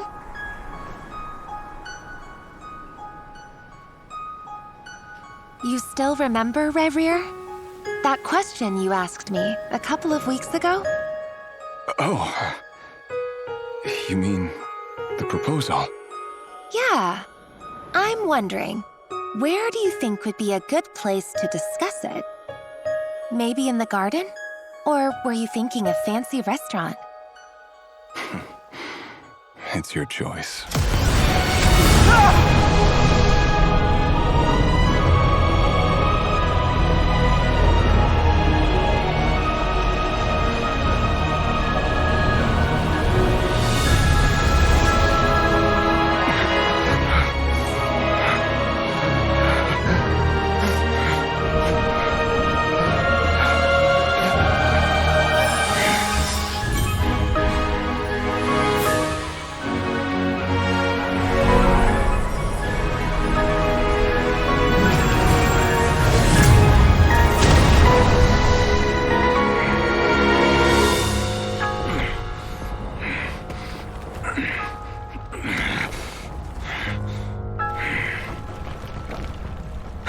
find you.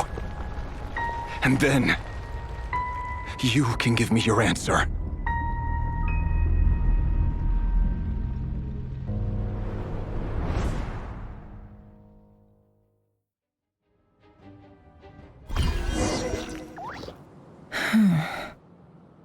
So that's how the Rerir of Solnari was born.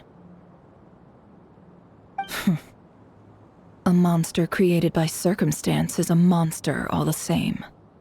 Viewing other people's thoughts for too long can get uncomfortable.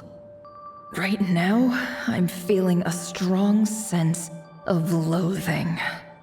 In a nutshell, the story of Conria is what happens when the truth falls by the wayside. Everyone tells little white lies, and before long, you have a huge pack of lies that destroys everything. Whew. Time to get back. His past is filled with sorrow, but the tale of any fallen civilization is one of endless tragedy. Cruel as it may be, that was Conria's fate.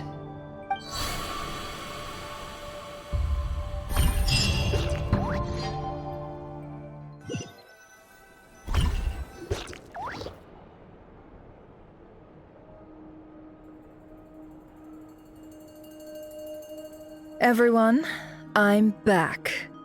Can I get a standing ovation? Never! How are you holding up? Feeling okay? She's fine. Boss is a pro. Yes, I'm fine. You will have seen the events of Rerir's life through my thoughts.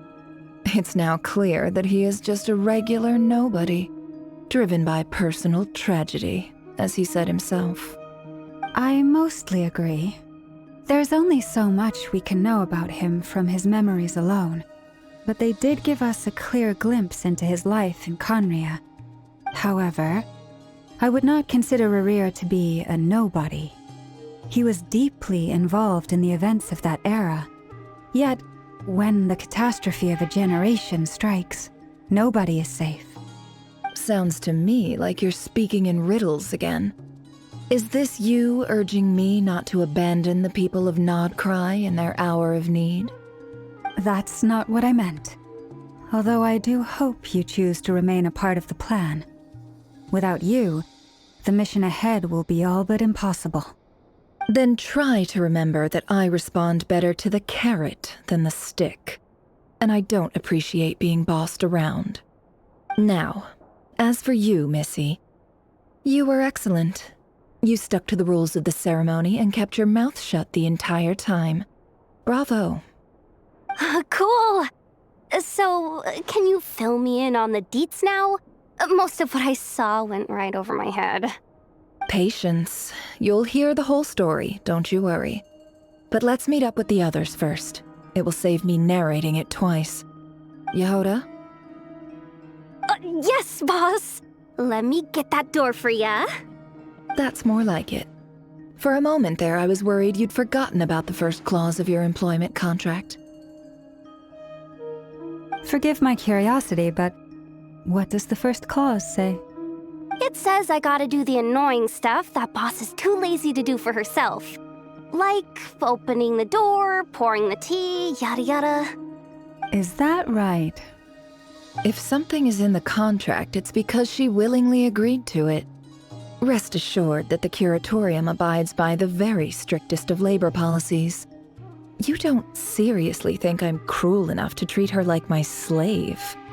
In any case, I've hardly shied away from my share of the work today. Hope I don't catch Flintz and Varka lounging about in their chairs, enjoying a leisurely cup of tea. There's nothing I dislike more than other people enjoying themselves while I'm hard at work.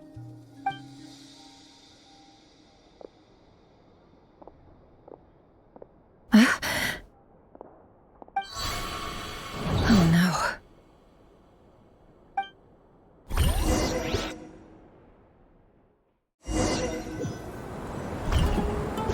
Sorry to disturb you, but we seem to have run into some trouble. Evidently so. Don't worry, I'm not about to leave you to fend for yourselves. I'm not that kind of boss.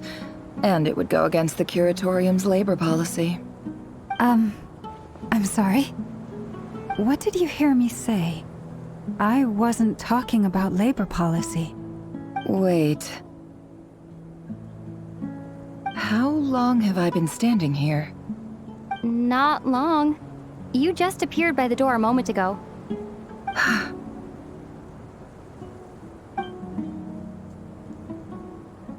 Boss, what's wrong? You look like you've seen a ghost. We've been tricked. We never left at all. Somehow I hallucinated that whole scene back inside the office. Hallucinated? But how? How indeed. This place should heed my will alone. All thoughts and actions that occur in here are just a result of pawns moving across the chessboard in a carefully calculated manner. And nobody has access to this chess set but me. So you control everything in here? More or less. But yes, it's a special technique of mine. Has anything like this ever happened before? Only once. It was the first time I used the chess set. Is there any similarity between what happened then and what's happening now? I suppose my thoughts are a little turbulent, which was also the case my first time. Is there anything I can do to help? The first clause of your contract clearly states that I only need your help with things that I'm too lazy to do myself. Meaning, you're not feeling lazy right now? Meaning, this is not something Yehoda can help with. The chess set is a personal treasure that I alone understand. I must be the one to find our way out of here. Boss, it's fine. Really. Let me do something useful. Oh, listen to you. Whatever would I do without you, Yehoda? What? Really? Yes, really. Where would I ever find another employee as obedient and servile as you? God forbid anything ever happens to you. Oh, okay. Well, anyway, I was thinking of fetching some water. There's gotta be a source around here somewhere. I suggest everyone finds someplace comfortable to take a rest. We gotta conserve our energy. Even though all this chess malarkey doesn't exist in a physical sense, mentally speaking, it's all real. And so is our tiredness and fatigue. You don't want to dismiss mental fatigue. Just because it isn't physical doesn't mean it's any less serious. But anyway, I got your backs, so don't worry about a thing. Don't I have the best employees? Jealous much? If we can find a suitable time, I'd love to borrow Yehoda for a day to help out at the Frost Moon Scions. Would you be amenable to that, Boss Nefer? Oh, Lauma. Have I ever told you just how pretty you are? Beauty runs from the tips of your antlers to the depths of your imagination. Time to rally, everyone. Follow me. As we continue our journey, the same rules will apply. That means stay focused and no talking no matter what we encounter. And don't disturb the chess pieces. You have my word that I will get us all out of here.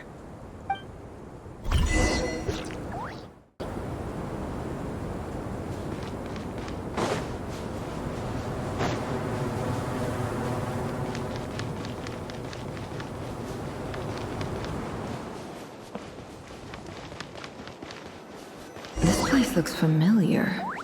That's not a good sign. There's someone up ahead. Time for a little chat.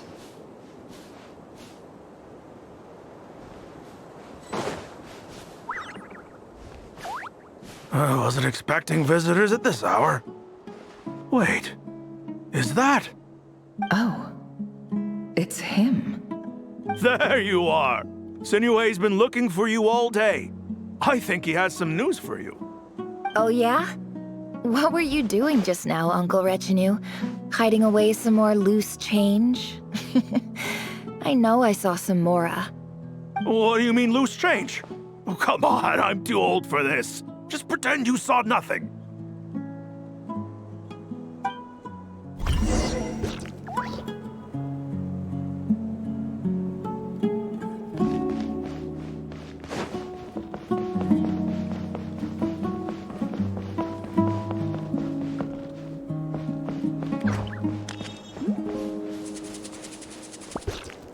Hey, kid. Mind telling me what Sinnohe's been up to recently? I'm trying to get in his good books and I need a way in. Get in his good books? Why? What do you want with my dad, Uncle Apepi? I've written a new song. I was hoping to showcase it at the next festival, but I'll need his approval. A new song, huh? I'd love to stay and listen, but unfortunately, Uncle Retinue says my dad's looking for me. Well, there's plenty of time and I'm not going anywhere. See that pile of stones? I'll be sitting there warming up my vocal cords. Come find me when you're done. Pile of stones. Got it.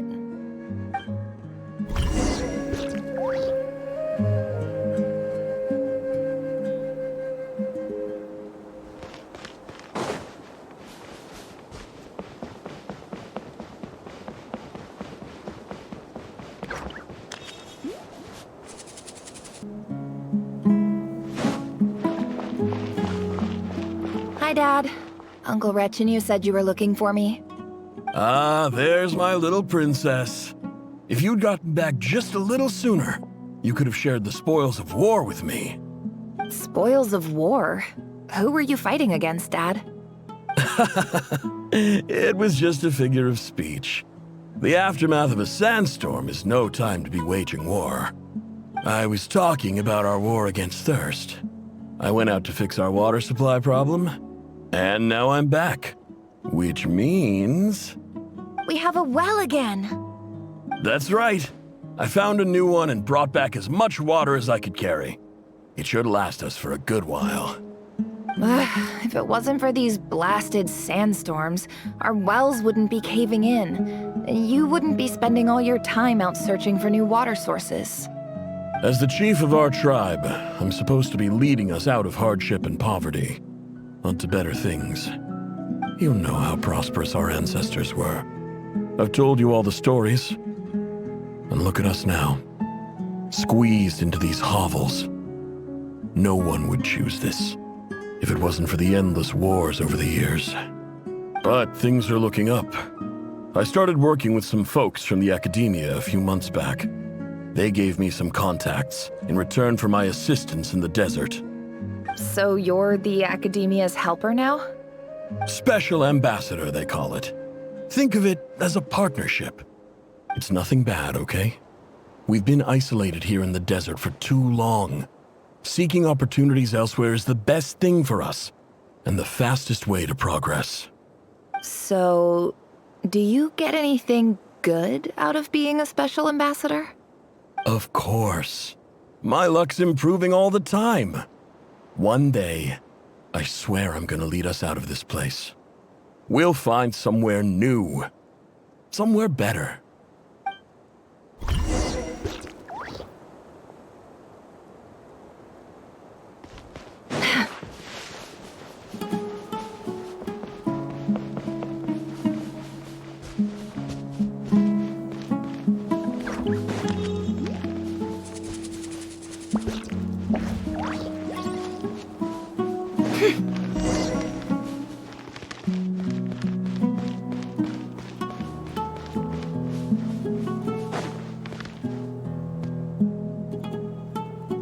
That's our well, and you know it! You stole from us! Well, you've gone from chief to thief, and now you have to face the consequences! Did you really think you could take our water without permission and get away with it? You're either brave, stupid, or both. And that Special Ambassador Act? Yeah, nice try! We spoke to the academia. They said it was all news to them. You're a liar and a cheat!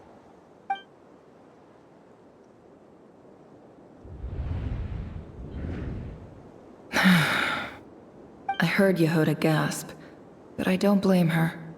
Most people are terrified by the sight of blood. Corpses strewn across the ground. The wounds are clearly from scimitars and daggers. The desert dwellers' weapons of choice. There's a handwritten note on the ground. Let's see what it says. Halil, this is Sinuhe, chief of the Shimti tribe. Surely you remember me. I was the one who helped you and your colleagues avoid the quicksand in the desert. This is my second time writing to you. I assume my last letter must have gotten lost in the mail, as I didn't receive a reply. I hope this one makes it to you safely. I'm writing to you because I need some help. That sandstorm the other day completely blocked up our well, forcing me to look for another water source in Iab and Unut territory. It was a matter of survival. Praise the gods. The well of the Iab tribe was intact. It was my last resort. I drew what water I could and left, but not without being spotted. I fear they will retaliate. You told me to write to you if I ever needed help. You said you'd be my ally in the academia. I urgently need you to formally recognize my title of Special Ambassador and send some of your people to assist me for a few days. It's the only way I can convince them that this was the academia's decision and prevent them from retaliating. This is an emergency. Please send help as soon as possible. Looks like this letter never got sent. The writer died a grisly death, and the letter was trampled into the ground. It's badly defaced. Some parts are barely legible. What a ridiculous lie the surviving Shimti tell. Their whole village was butchered over a sip of water.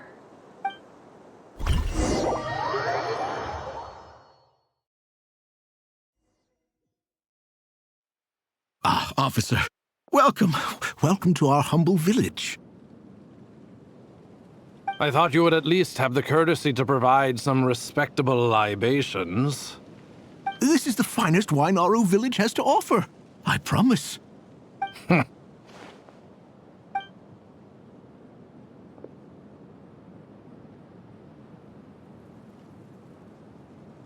The Academia has agreed to reserve a single space for a candidate from your village.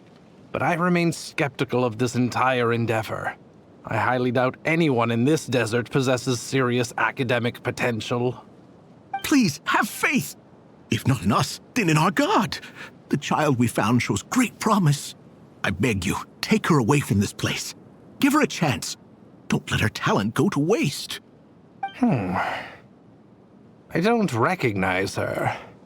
New arrival? She showed up here a few days ago and we took her in. She's a really bright kid. Please help. I'm begging you. So, where are you from? Nowhere special. Just a sand dune. What about the rest of your family? How many of you are there? Just the one. It's only you? Correct. So, no brothers, no sisters, no mother or father? Any who have slept on a bed of sand, I call my brothers and my sisters. Apart from that, I have no family. All right. Get over here. Sign your name on the form.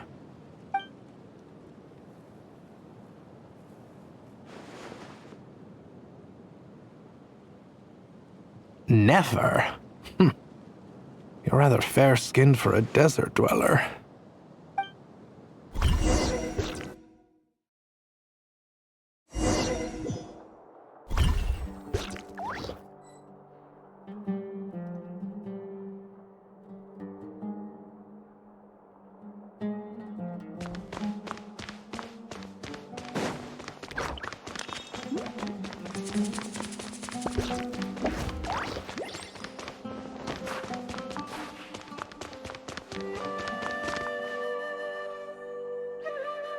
Nefer, this term's assignments have been issued already. Please read through the materials thoroughly, conduct your own additional research, and then write an essay on the topic. Yes, Professor, I'm aware. I just had a couple more questions I wanted to get your perspective on. Oh? Please ask away. Well, I saw the other students' problem sheets, and I couldn't help but notice that my assignment is much easier than theirs. Do you really think I'm a weak student? A weak student? Goodness, no. Quite the opposite. You have a sharp mind. Almost too sharp. I think what you're saying is, a weak student wouldn't have noticed the discrepancy. And if they did, they certainly wouldn't complain about the lighter workload. You see, sharp as they come. You see things the way they are. And I'm sure you know why they're like that. Because of where I come from. Because I'm different. I'm sorry, Nefer. I don't like it any more than you do. It's just... Anyway, you said you had a couple of questions. What's the other one?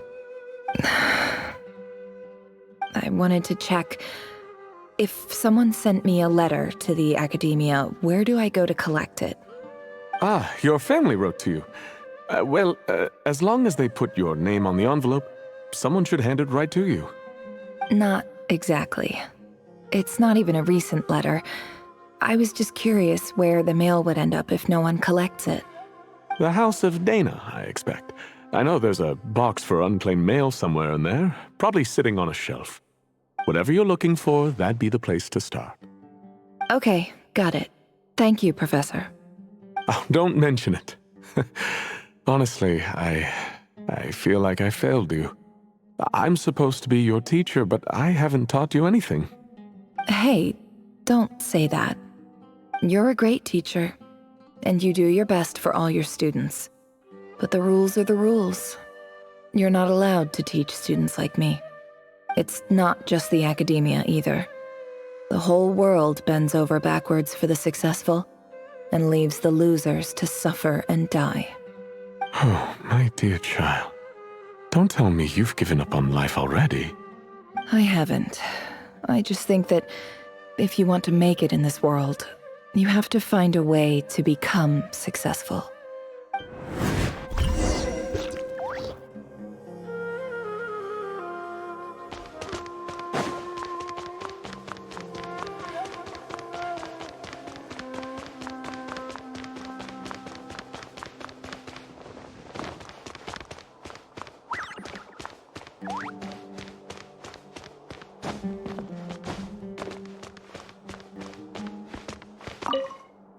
This must be it.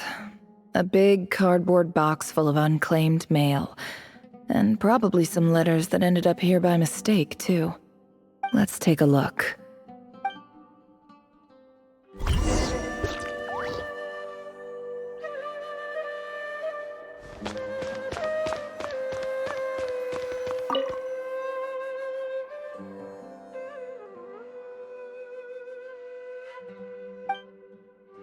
A dilapidation survey from Port Ormos. Looks like it's from a Core of 30 representative. What a strange thought. A bunch of mercs losing sleep over rundown buildings. This one was never even opened. I guess the recipient didn't care what the Core of 30 had to say about anything.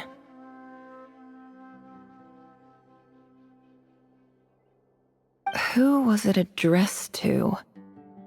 I don't recognize the name, but it must have been a Kasharawar professor.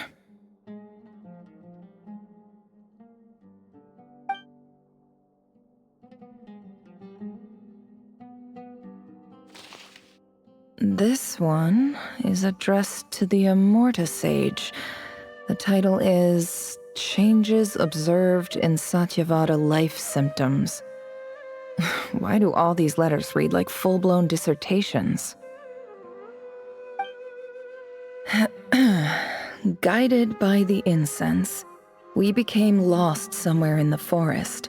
All the barriers between levels of consciousness disappeared as our minds soared around in circles, looking for a branch to seek refuge on. In clinical terms, these symptoms fit the description of incense poisoning. The Immorta Darshan strictly prohibits the use of hallucinogenic substances, but I believe there are still people getting away with it. For example, my neighbor who always breaks out into song and dance after using incense. This seems like something the academia would want to know about. Why wasn't it collected? Wait, what's this written on the back? It's so small. The note says, "The sender authored this letter while under the influence of mushrooms. I would send it back, but no return address was provided. Stamped by the Grand Conservator of the House of Dana."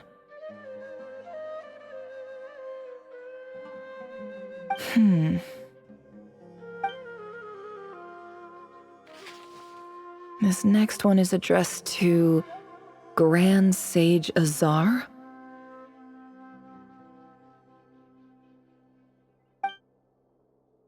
A few words of protest regarding recent changes in Sumeru's educational policy. In recent years, the academia has taken on a small number of students from the desert region, as per the policy to this effect.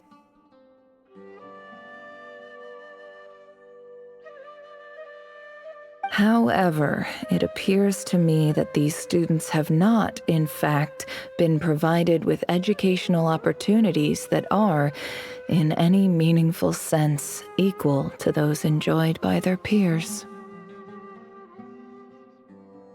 As well as receiving dumbed-down assignments and perfunctory tutoring, they do not even have full access to the Akasha system. Education is the fundamental purpose of this institution, which should go without saying in a nation whose founding virtues are knowledge and wisdom. I ask you, is the lip service we pay to the policy of education for desert students truly the standard of pedagogy to which the academia aspires? As Grand Sage, policy decisions are your prerogative, but do not forget your roots. You and I were once students too, as was everyone else in this institution. I do hope you will give some serious attention to this matter. I encourage you to discuss issues like this with myself and others, and listen to some alternative opinions.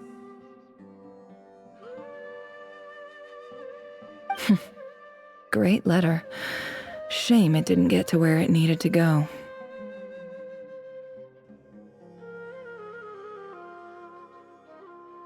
And the sender is...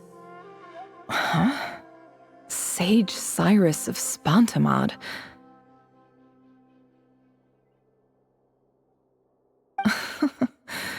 I didn't realize anyone else even knew how bad students like me have it in this place. So this is where letters from the Sage of Spontamod end up? Nice one, Grand Sage. Really enlightened leadership.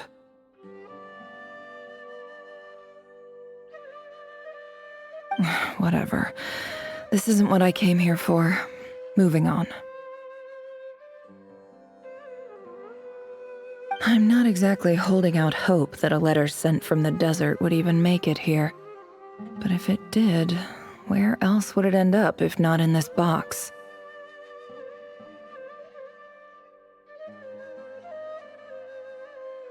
I can't believe how much discarded mail there is. Must have been years since someone last went through it all. And this is just one box. The whole House of Dana is boxes on shelves. I don't believe for 1 second that any human being has sat down and read through all the documents in this place. Who has that much free time on their hands?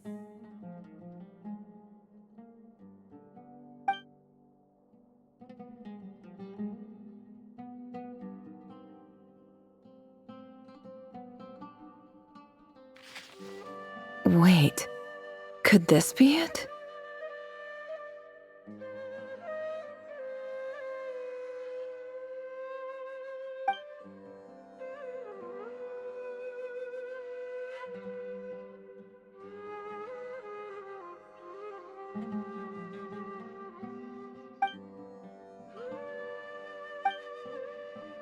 Greetings, Halil. My name is Sinuhe, chief of the Shimti tribe. I was the one who came to you and your colleague's aid when you ran into trouble in the Great Red Sand.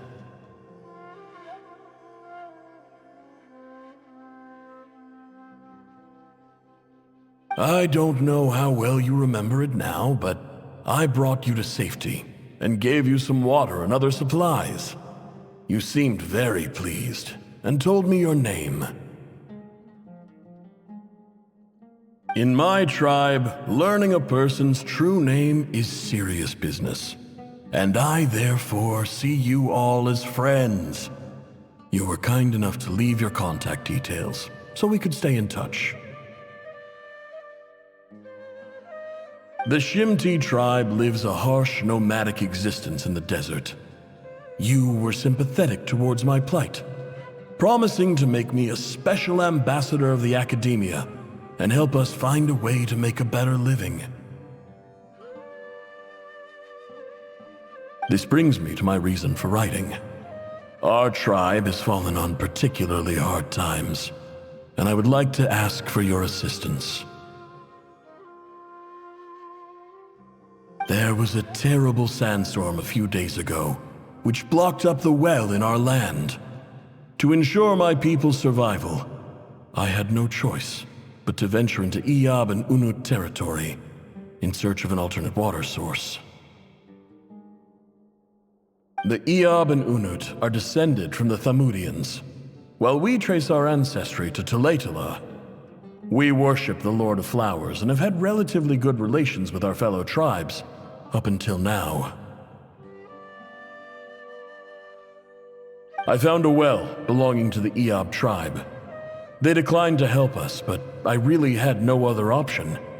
So I took some water to keep me and my tribe alive. My actions are certain to incur their wrath. When we met, you assured me that you would be my ally in the academia. I would like to take you up on that offer, because I really need your help. I wonder if you could send an academia representative to meet with me. That aside, the last time you were here, you mentioned that the academia had started accepting students from the desert, and I told you a little about my daughter, Nefer.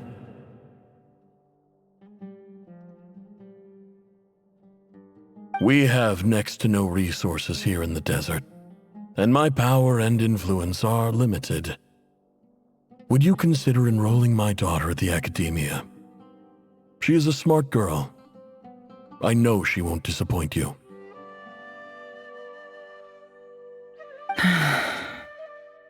From the outset, the academia never took you seriously. Those things they promised were just empty words.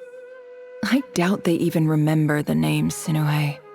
And you were so emphatic that your luck had finally changed for the better. You swore you'd lead us to a better place one day. You spoke with such conviction, like you were the most powerful chief in the whole desert. You liar. You lied about everything. You promised the world and delivered on none of it. And who fell for it? Just me, by the looks of it. Despite your best efforts. Which makes you a pathetic liar. You weren't even any good at it. I think I'll take over from here.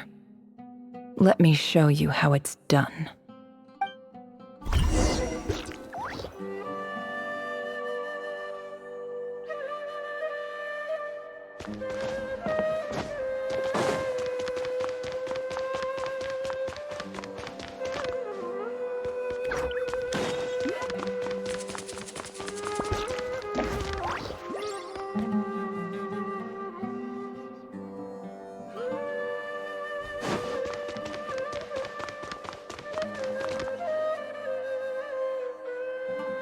I just came to say goodbye. Thanks for everything you've done for me in my time here. Nefer? You packed your bags. Where are you going? I'm quitting. Something's come up in my hometown. Gonna head back and deal with it. Huh? But this was a hard-won opportunity for you.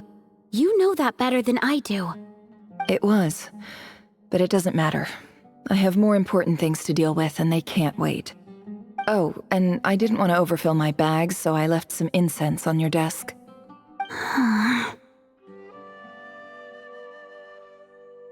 What's wrong? I thought you liked incense. Although, I did read somewhere in the House of Dana that it has hallucinogenic effects. Don't use it all at once, alright? Isn't this the stuff you brought from your hometown? You're just letting me have it? But you said it's a rare and valuable commodity. Yeah, about that. I lied. It's not rare at all. There's this bunch of ruins near my hometown that are practically overgrown with this plant. It's not worth much. Keep it, it's fine. But Nefer... Alright, that's all from me. You take care.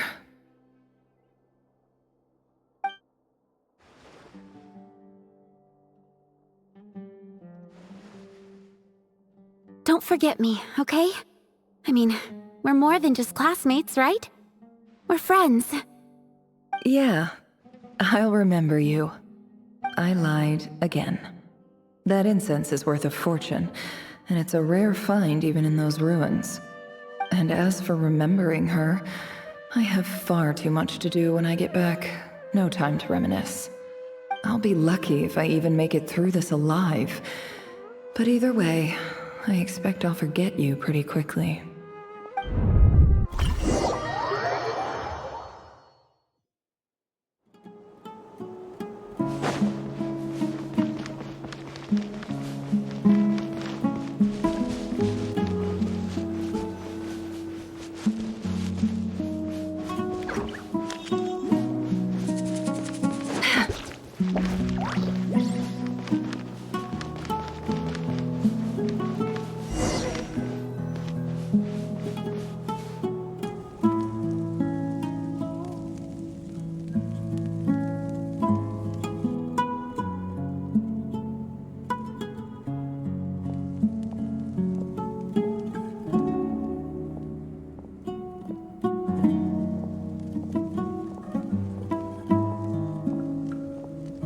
It's a pleasure to meet you, Mr. Arif. So, what does the Academia want? Since they've sent their special ambassador, I assume there's a big business deal to be made. If not, I'd be very disappointed. Please, sir, lower your blade. You're lucky I'm the one they sent. Not all special ambassadors share my admiration for the Iab people. The ever-shifting balance of power in the desert reduced the once great civilizations of this region to rubble and sand.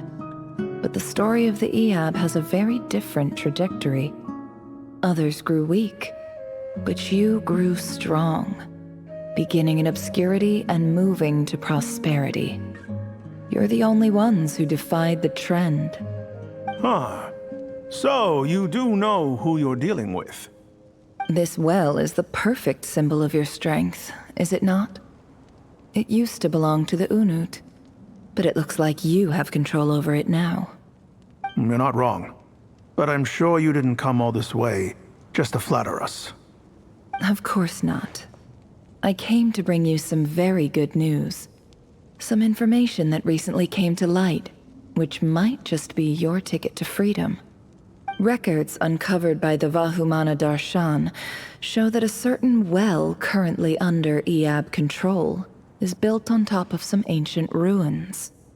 These ruins are of great archaeological interest to the Academia. I checked the map carefully on my way over here, and I'm confident that this is the well in question. The Academia is offering 50 million mora in return for excavation rights. 50 million? No, wait. If these ruins are as important as you say, 50 million's a little low, don't you think?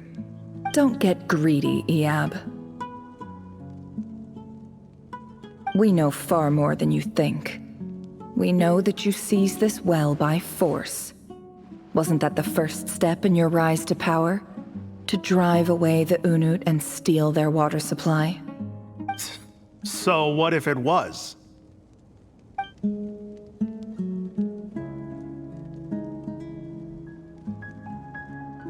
Don't worry. As unscrupulous as it was, it's something we're willing to overlook. The Academia is only interested in dealing with the de facto power holders in the region. I hope I am making myself clear. And I hope your words are the truth. If I find out the Academia is trying to play me, I'll hunt down every one of your people and make you watch as I cut their heads off one by one. I assure you, Chief, that would not be in your long-term interests. You don't want to make an enemy of the Academia. You see how I'm dressed, don't you? I appreciate that you've never been to the rainforest, but surely even you recognize an ambassador's attire when you see it. And what does a barbarian like you have to lose anyway? You really think the Sumeru Academia would bother to come all this way just to lie to you? We have more important things to worry about. All right, I take your point. The Academia is the highest authority in the land. I'm sure you're trustworthy people. In that case, we have a deal. We will sell you the excavation rights. I'd like to thank you, Ambassador. This is good news indeed. Excellent news. In fact, it calls for a celebration. Would you do us the honor of staying a while and enjoying some Iab hospitality?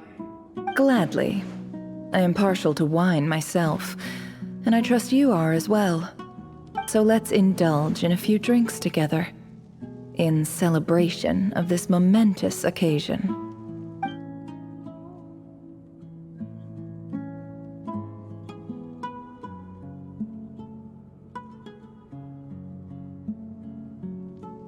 Chief! Chief, it's an emergency! It's the Unut. They've taken the well. What? Well, don't just stand there. Take it back. Yes, Chief. I have every confidence in the Iab's military superiority, and yet... What is it? The Unut's response was alarmingly fast. The day after we reach a deal, they seize the well. This can't be a coincidence. Perhaps there is a traitor in your midst. I don't think so. I am obliged to remind you, Chief, that the Academia will only deal with the de facto power holders. If you cannot regain control over the well, I'm afraid you won't see a single mora of that 50 million. No!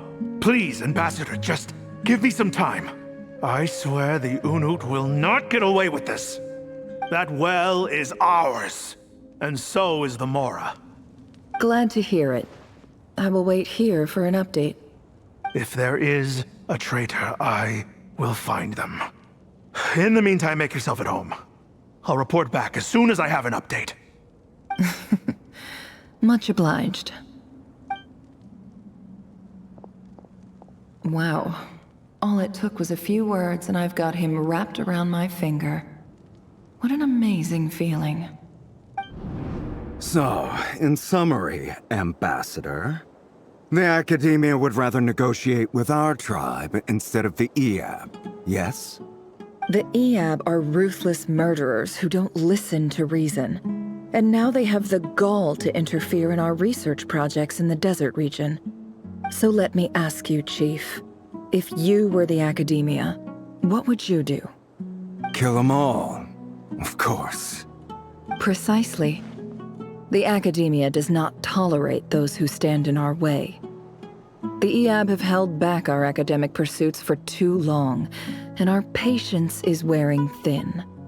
At the same time, there is simply no way that the Academia can be seen to be intervening in desert affairs. I'm sure you understand where I'm coming from. We have our own rules out here. If the rainforest dwellers raised arms against a desert tribe, it'd start a bloody war. Right. We can't confront them ourselves, but we can support their enemies. The Unut have always had strained relations with the Iab, which makes you our natural allies.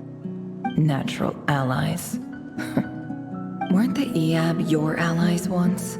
You were quick to send them after us to protect your interests back when we stole that water. And now look at you. You're at each other's throats. Let me be clear. The Academia wishes to collaborate with the legally recognized rulers of the desert in this matter. We are asking for excavation rights to that well, and our offer is 50 million mora. Say no more. I believe we have an understanding. Good. Then I suggest you get to work. Get us access to that well, and the mora's yours. You see, Dad? Lying is easy when you know how. People will believe anything.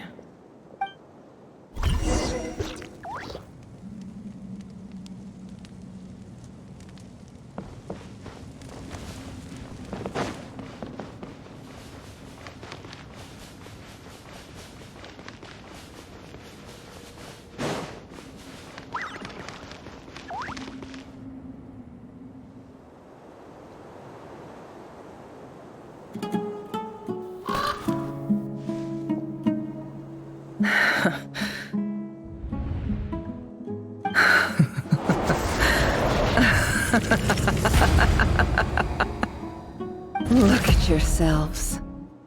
You may be vile, savage monsters, but your butchered bodies bleed like any others. You're no different.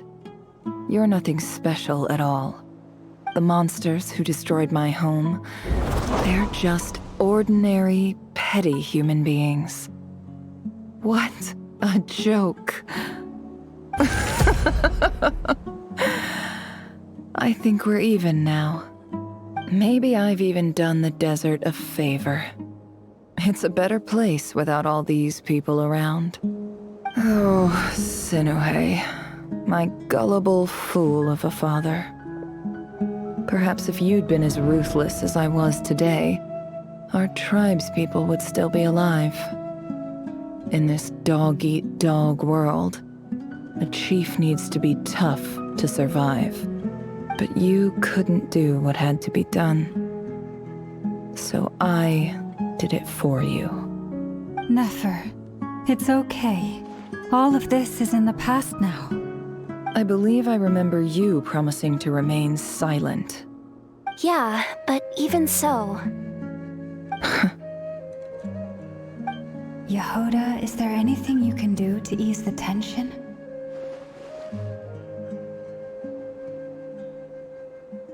Alright, time for a sharp turn onto a completely different topic.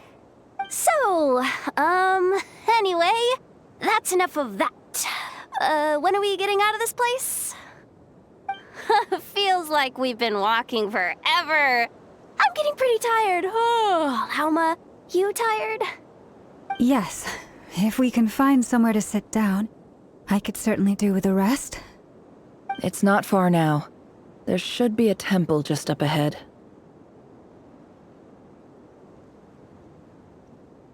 Yes. Really? A temple? That's where this story ends? I guess that's how things go in the desert.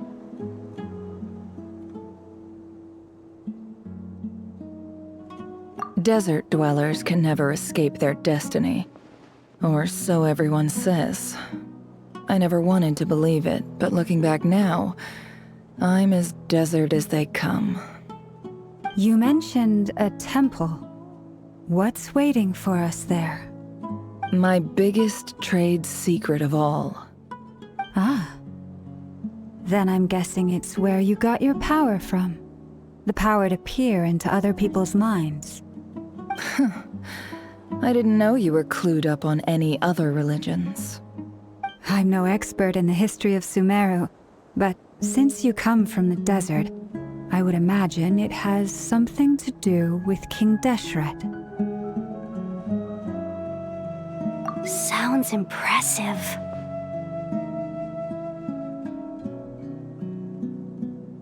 Oh, I know who you mean. General Mahamatra Sino.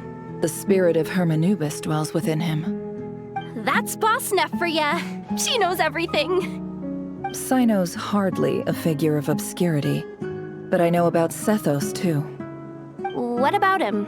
Is he a big deal or something? Well, he's not a small deal, let's put it that way. Please, this is the bare-bone basics. Save the flattery. Thanks for your patience, everyone. I'm sure it's been a lot to take in. With any luck, that's our exit just up ahead.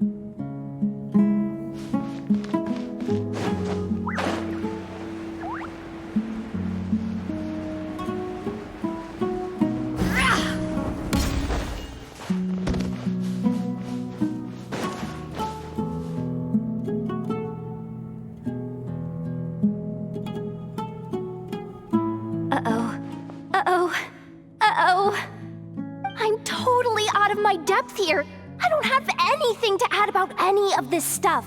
Like, look at that statue, for instance.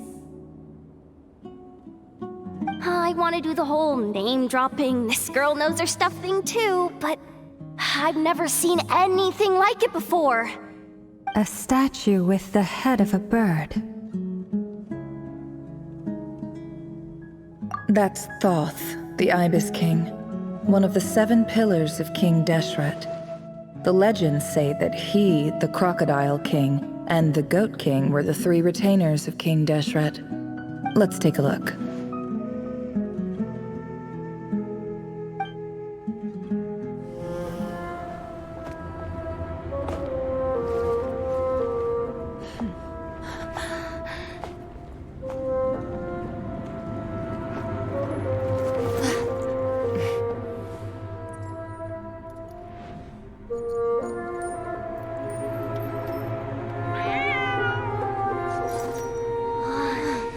It's just Ashru. So, all is well?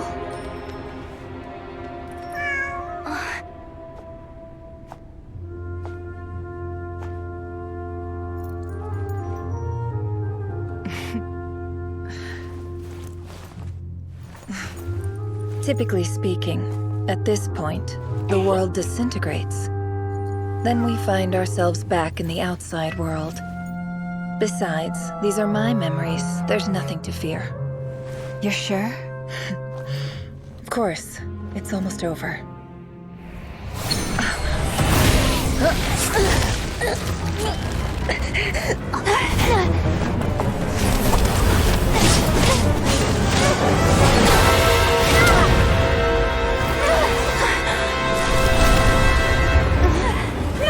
Hold on!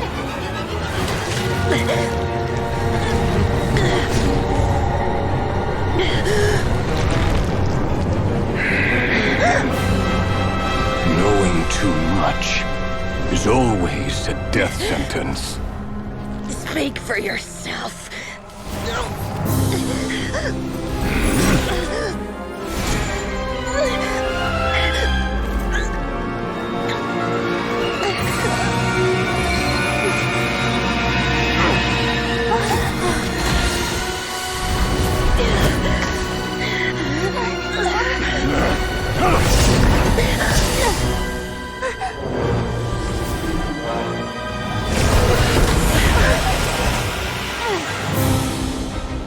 How repulsive.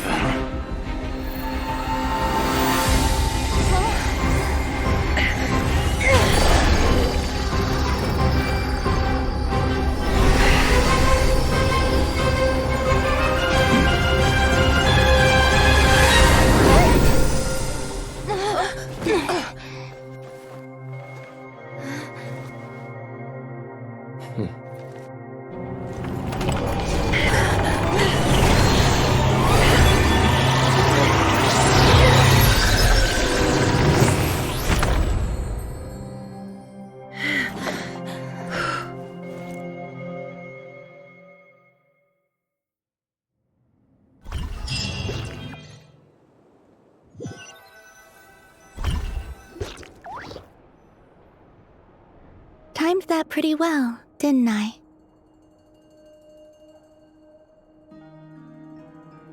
It's okay. I'm just glad no one was hurt. Paimon noticed you doing something too, Dainsleif. Were you helping get them out? Of course. When I asked Nefer to conduct this investigation, I was not naive to the dangers involved. I had a duty to ensure your safety. Good to know your sense of justice is still intact after all these years. I take that to mean that you saw the truth. That comes as a great relief. I certainly did. And thanks to your help, I also managed to trap Rerir inside the chess set. Whoa, really? How'd you manage that? Well, to be honest, I sensed that something was wrong long before we made it to the temple. By using this fragment to probe into Rerir's past, well, the monster formerly known as Rerir, it seems I alerted him. I was tracking him, then he caught on and started tracking me too. Can't say I'm surprised. But how did he track you through your thoughts alone? That shouldn't be possible. Rerir was a secret agent who reported directly to the Vinster King. He is an expert at finding a trail and hunting down his pursuers. No wonder. He infiltrated the chess set, read my thoughts, and built a new virtual chess set inside of it. That's why we weren't able to leave at first. Speaking of your chess set, it's quite a remarkable item. Would I be right in thinking you have some connection to King Deshret? You overestimate me. I only have a connection with one of his underlings, the Ibis King. You all saw how this came to be. A long time ago, the Iab massacred my tribe, the Shimti, in our home village. A few years later, I enrolled in the academia, where some new information came to light. The Unut and the Iab fought a bitter battle over the rights to a well, all for the sake of a non-existent 50 million mora. The Iab ultimately won that confrontation, but their victory came at the cost of almost every warrior in the tribe. The final blow to the Iab came at the victory feast, when an Unut assassin beheaded their chief right before my eyes. The remaining Iab fled and have been scattered to the winds ever since. Having gotten my revenge, I returned to my hometown, where to my surprise, the nearby temple was still standing. There it was, seemingly immune to the relentless hostility of the desert, while my tribal home lay in ruins. As I stood there gazing at the temple, I noticed a cat just outside. This cat, as it turned out, was home to the spirit of the Ibis King. He led me to a gate deep inside the temple, and there he made a deal with me. This chess set is my gift from the Ibis King. The chessboard within is made to the same specifications as the one in the mausoleum of King Deshret, and represents his power of piercing analysis. With this chessboard in its container, I gained a certain ability to perceive hidden secrets. Now, you could conclude that the Ibis King simply wanted to give the people of this world the power to seek the truth, but I don't believe that's the full story. Every god plays favorites. Their hearts are as fickle as any humans, full of secrets, perversions, egotistical tendencies. but precious few gods are willing to admit this. It is the same with all powerful forces, including fate itself. Their gaze falls preferentially upon a select few. As you rightly point out, this is an act of favoritism. If you're alluding to the Abyss, then yes, I agree. Gather the others. It's time to share everything I've learned.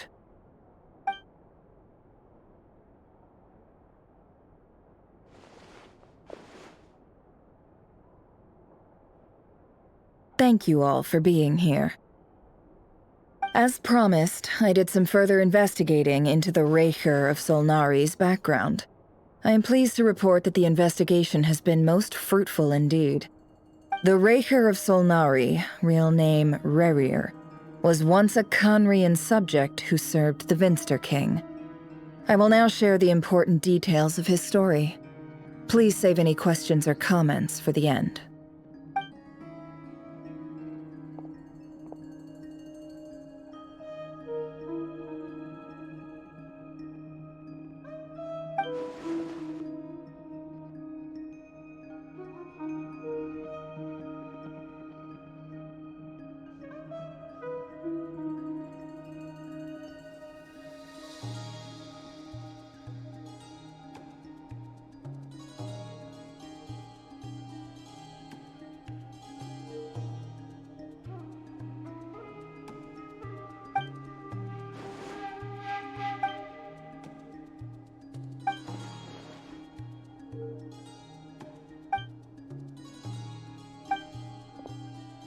So that's why he's so obsessed with the moon. A tragic tale, to be sure. But it does not excuse his many transgressions. No matter how much Rerir suffered in the past, the fact remains that he is what we know today as the Wild Hunt, wreaking havoc upon innocent lives in Nod-Krai. He becomes more dangerous with each passing day. If left unchecked, it is simply a matter of time before all of Tevat suffers the consequences. This is a threat that the Knights of Favonius cannot ignore. A question for Miss Columbina. Forgive me if this is presumptuous, but have you ever seen the spatial gateway that appeared in Rerir's memory? Never. But I have heard stories of something called the Moon Gate, and this seems to fit the description. Miss Lauma, any thoughts on this? In the lore of the Frost Moon Scions, the moon is believed to hold many secrets. Some sources speak of ancient knowledge, others of a gateway to the unknown. The term Moon Gate is one I have heard before, but as is the case with all of our legends, there are no records of any first-hand witnesses. We cannot know whether it truly exists. Then back to Miss Columbina. As a moon goddess yourself, do you have some idea of where the Moon Gate leads to? Not at this stage, sorry. I do hold the power of the Frost Moon, and my strength is recovering well. I can sense that the gate would open at my command, but... But there's more to the power of the Frost Moon than that? Yes. A moon goddess has the right to open the Moon Gate, since it is a path to the moon. But as Nefer mentioned, holding open a spatial gateway takes a huge amount of power. And right now, I need to conserve my energy to fight the Rerir of Solnari. I'm afraid this is one mystery we may have to leave unsolved for now. I agree. Better to save your strength. But if you'll humor me for a moment, I have a bold conjecture of my own regarding the world beyond the gateway. I highly suspect that neither Tholindis nor Rerir made it through unscathed. The evidence pointing to this is the fact that the Rerir of Solnari exists in the form of countless fragments. With the abyssal power he wields, no ordinary foe can touch him, let alone tear him to shreds. And yet, the Wild Hunt proliferates wherever his scattered fragments lie, drawing hordes of monsters to many different locations across the land. So your theory is that Rerir was physically torn to shreds by some powerful force? Hence, why the Wild Hunt is a distributed phenomenon, rather than a unified one? Makes sense to me. explains why the Wild Hunt is so pervasive and why he's been trying to piece himself back together. He was whole to begin with, and he wants to be whole again. Without the power of the Abyss on his side, he almost certainly would have perished the moment he was torn apart. But the Abyss, much like a curse, has kept him alive. I could not agree more. The power of the Abyss is most surely a curse. It is a compelling explanation, and one that accords with my present understanding of Abyss creatures.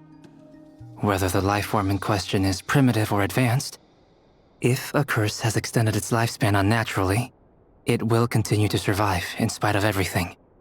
This raises some interesting questions.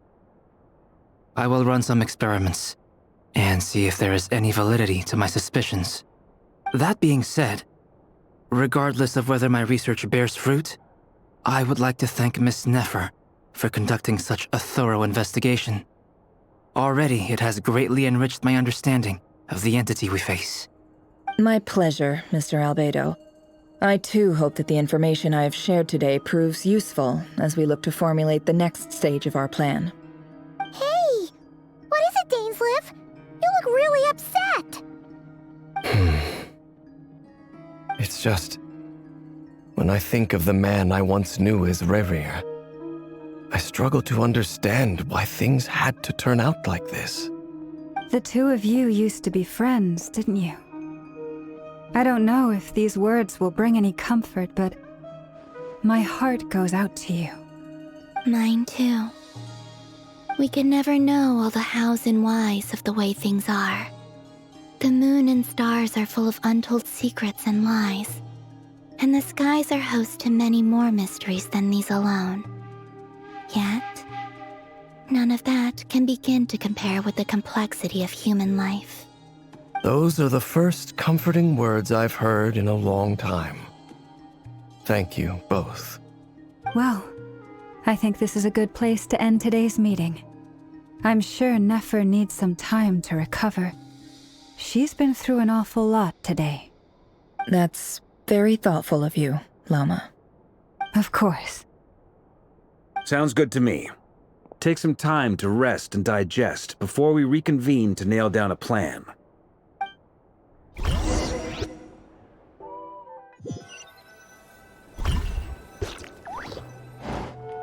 Hey, is this a bad time? Hope I didn't kill the conversation.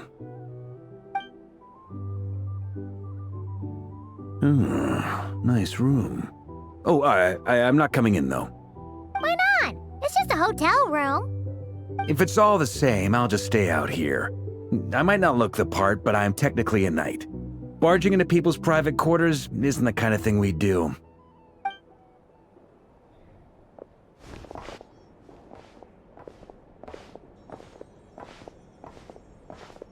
Anyway, Nefer went back to the curatorium to get some rest. But before she left, she shared some things with me that I thought you should be aware of.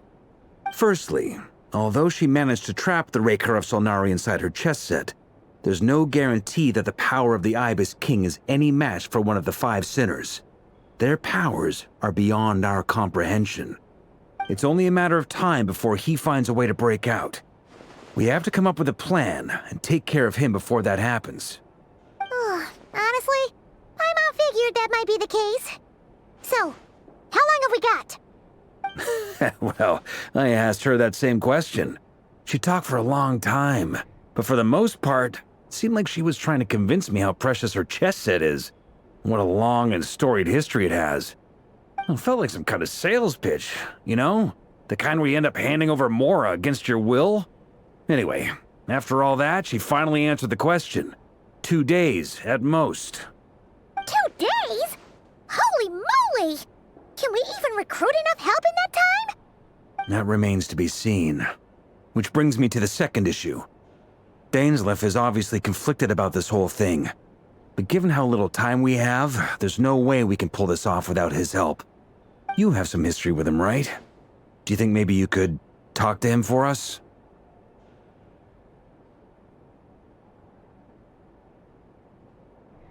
Great. I appreciate it. All right, on to item 3. So, Albedo, Durin, and I put our heads together and came up with a plan. Can't promise it's gonna work yet, but at least it's a start. We figured we'd bounce the idea off you first. We'll explore it further once everyone's recovered.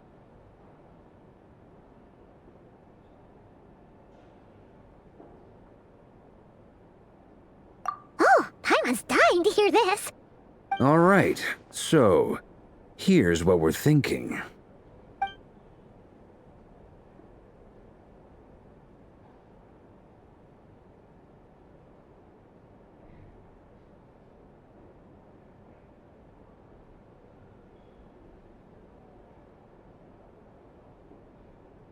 We felt a little uneasy about roping you into this. I mean, firstly, you're not locals, and secondly, none of us are your boss. You're well within your rights to refuse if you so choose. Roping us in? Why would you even say that? We know the stakes here. It's all of us against the Rerir of Solnari, or none of us stand a chance. I choose my words very intentionally, I'll have you know. I like to think there's an art to striking a down-to-earth tone even when the stakes are through the roof. Sir Varka, I have a few thoughts about this plan. I'm all ears. I think we can be more flexible with how the roles are allocated. In my view, the most sensible lineup would be like this.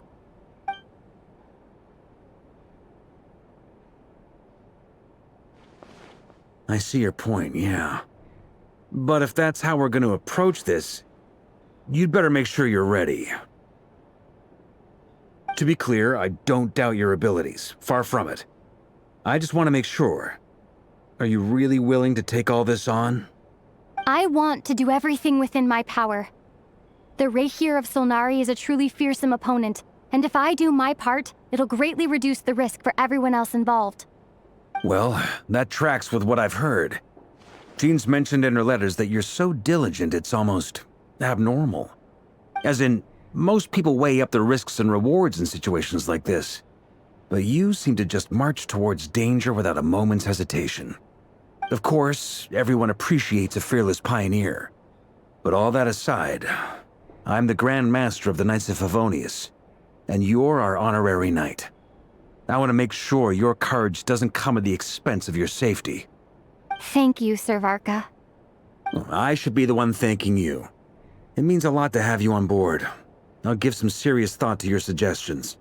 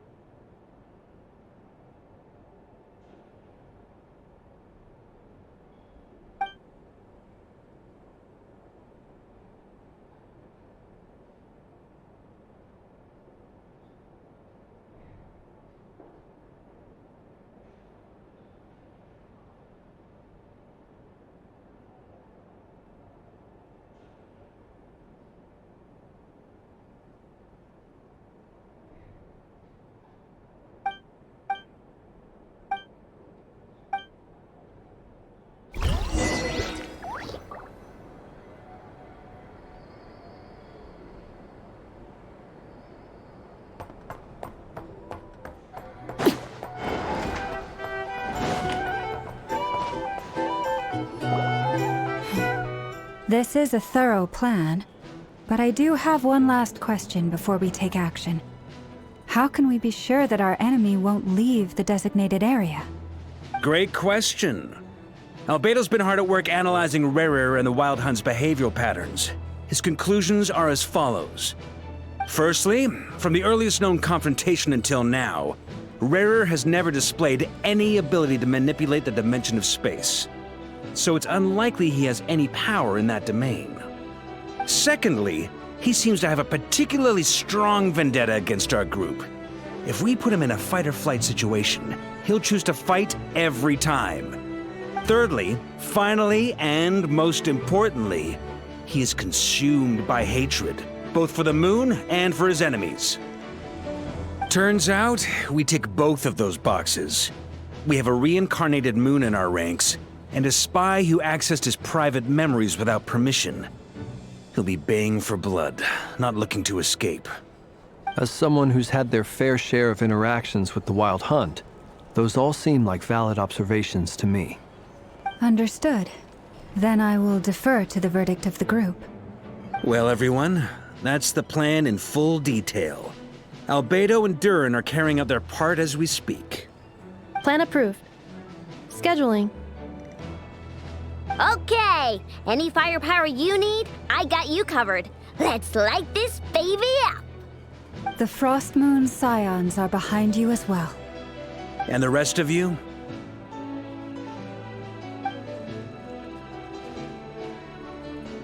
No objections? All right, then it's settled. This is the plan we're going with. Next up, an old tradition of mine. Anyone who wants to back out, now's your chance.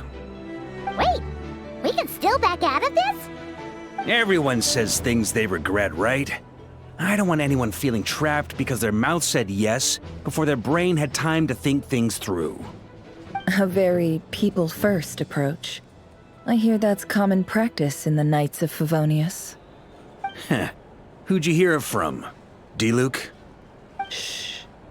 We don't use people's real names at work. This contact will be known only as Owl, please and thank you. This plan can only work if everyone does their part. Flint's and I will absolutely support it. We shall indeed. You'll be glad you accepted our help. Also, you are the last person I expected to see here, Miss Dory. It's not often I get called Dory in a work context. My peers usually call me Lord Sangamabe.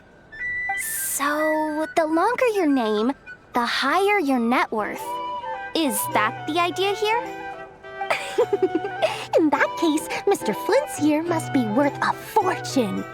That's right, I know your full name. It's... The walls are thin here. I'd appreciate you keeping that a secret. Okay, fine.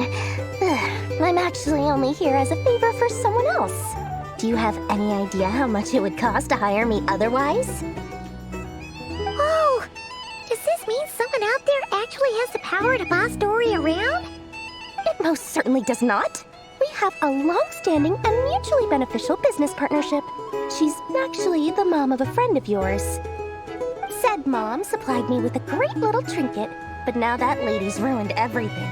If I don't start building a little goodwill now, my whole business in Nod-Krai is gonna go down the drain! Okay. So what exactly is so special about this pendant? It's a lucky charm that a great mage made for me.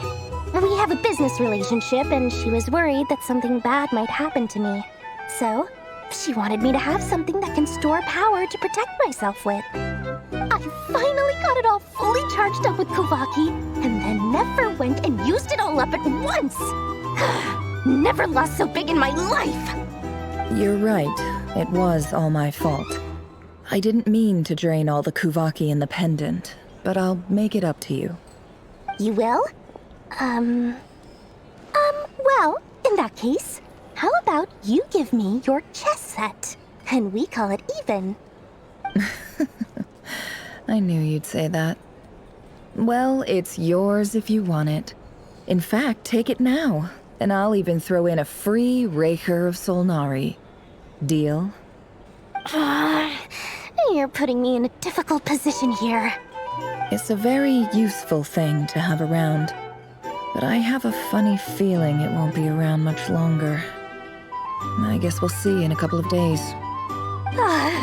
Looks like bankruptcy for me. Hey, don't be so pessimistic. See this through and you never know. You might find a new business opportunity on the other side.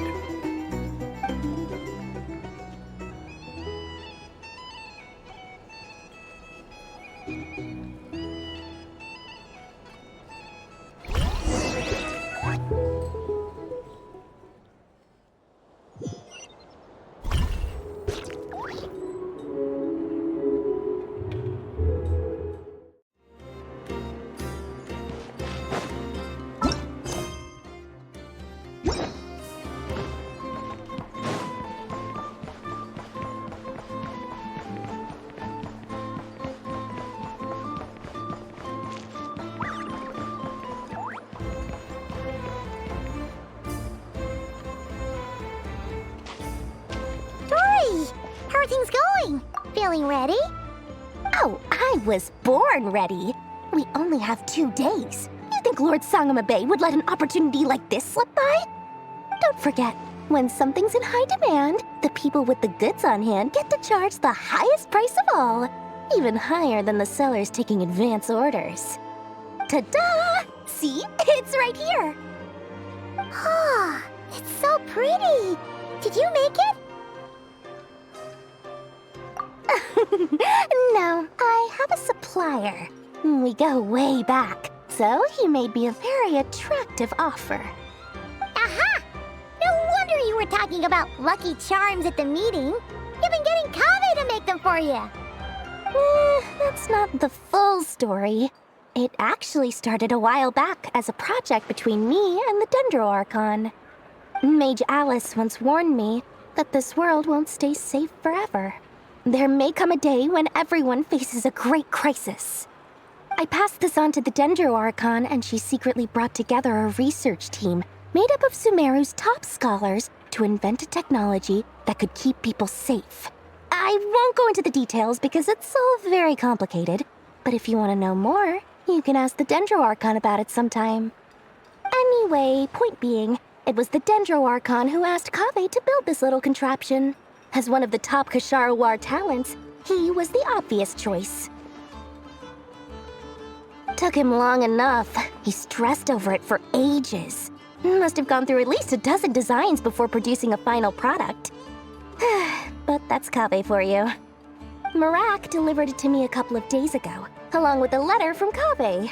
Could I ask why I'm sending this technology to you? And what's your proposed use case? Has it been approved by the relevant authorities?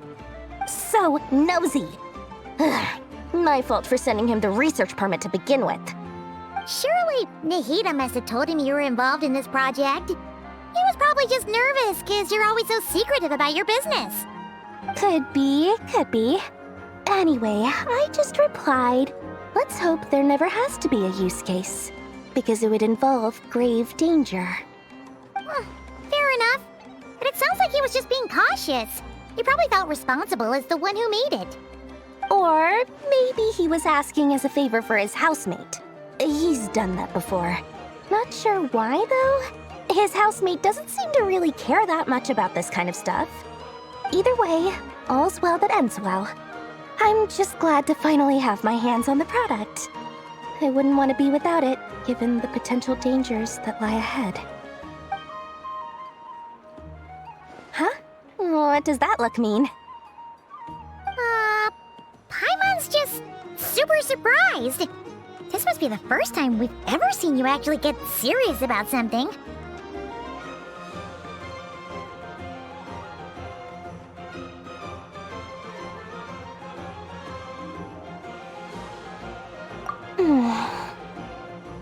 Well, a long time ago, I made a promise to myself. I promised that I was gonna live every day of my life with a big beaming smile. Obviously, Mora plays a big part in that. But there are always gonna be times in life when you have to give something back. That could mean paying back a debt, returning a favor, or showing some kindness. Alice has been a huge help to me over the years. She was the first investor I ever had. And I want my investors to know that Lord Sangamabe is the best in the business. And more than that, no one knows what the future will bring. Whatever happens, I want to make sure the Dendro Archon and all of Sumeru is prepared to face whatever comes.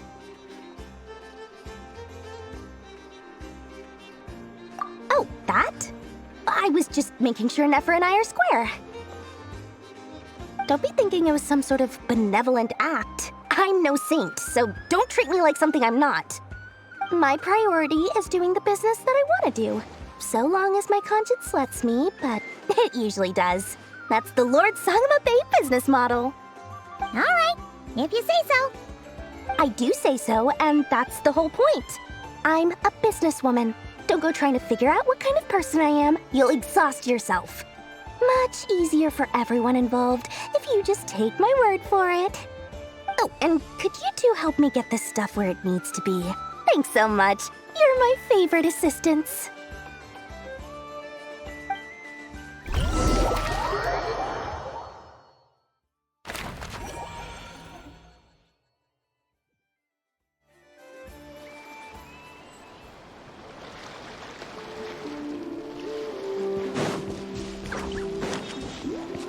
No time to lose.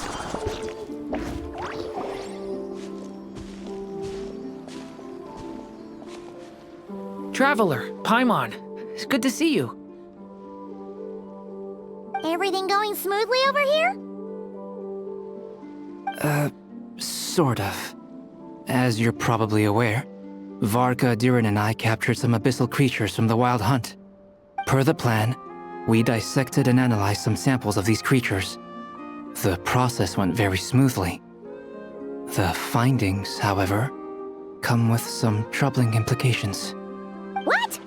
You can actually dissect the Wild Hunt? That depends on your definition of Wild Hunt and dissection. Harmless, lifeless. These words are accurate descriptions. The Wild Hunt is an interesting phenomenon. In and of itself, it doesn't seem to possess anything akin to a human personality.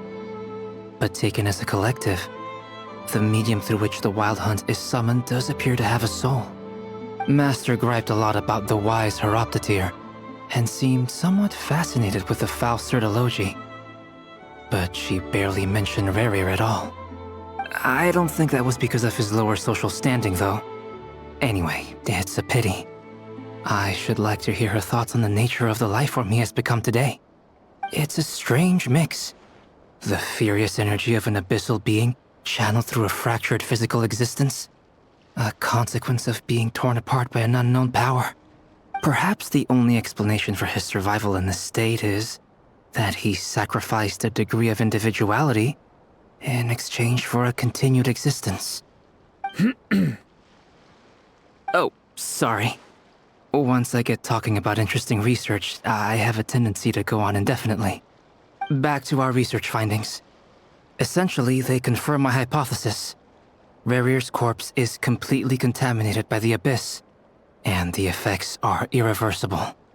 You could think of this as Rerir in mutated form. But in my view, even that would be inaccurate. In reality, his whole being has been consumed by the Abyss. In other words, he is now nothing more than a manifestation of abyssal power. Unfortunately, at present, we have no means of completely eradicating abyssal power. Hence, we cannot fundamentally destroy the Rerir of Solnari either. Oh, that's terrible news! So, that's it? We can't defeat him? Not even if we get the power of the Three Moons? Miss Columbina's situation is a difficult one. She can never achieve wholeness when the world does not accept her presence. It's as if her creator banished her to a place she can never be accepted. It means she spends most of her energy just on her own survival. Given the circumstances, it's only natural to despair. But we must see this plan through to the end. Time to kick off the backup plan. Oh, Paimon almost forgot! This is for you. Dory asked us to bring it. Ah, how wonderful. Well, thank you for making the trip. Durin and I will be heading off shortly. I'm sorry I won't be there to protect you in person this time. Please be careful. All right then. Stay safe.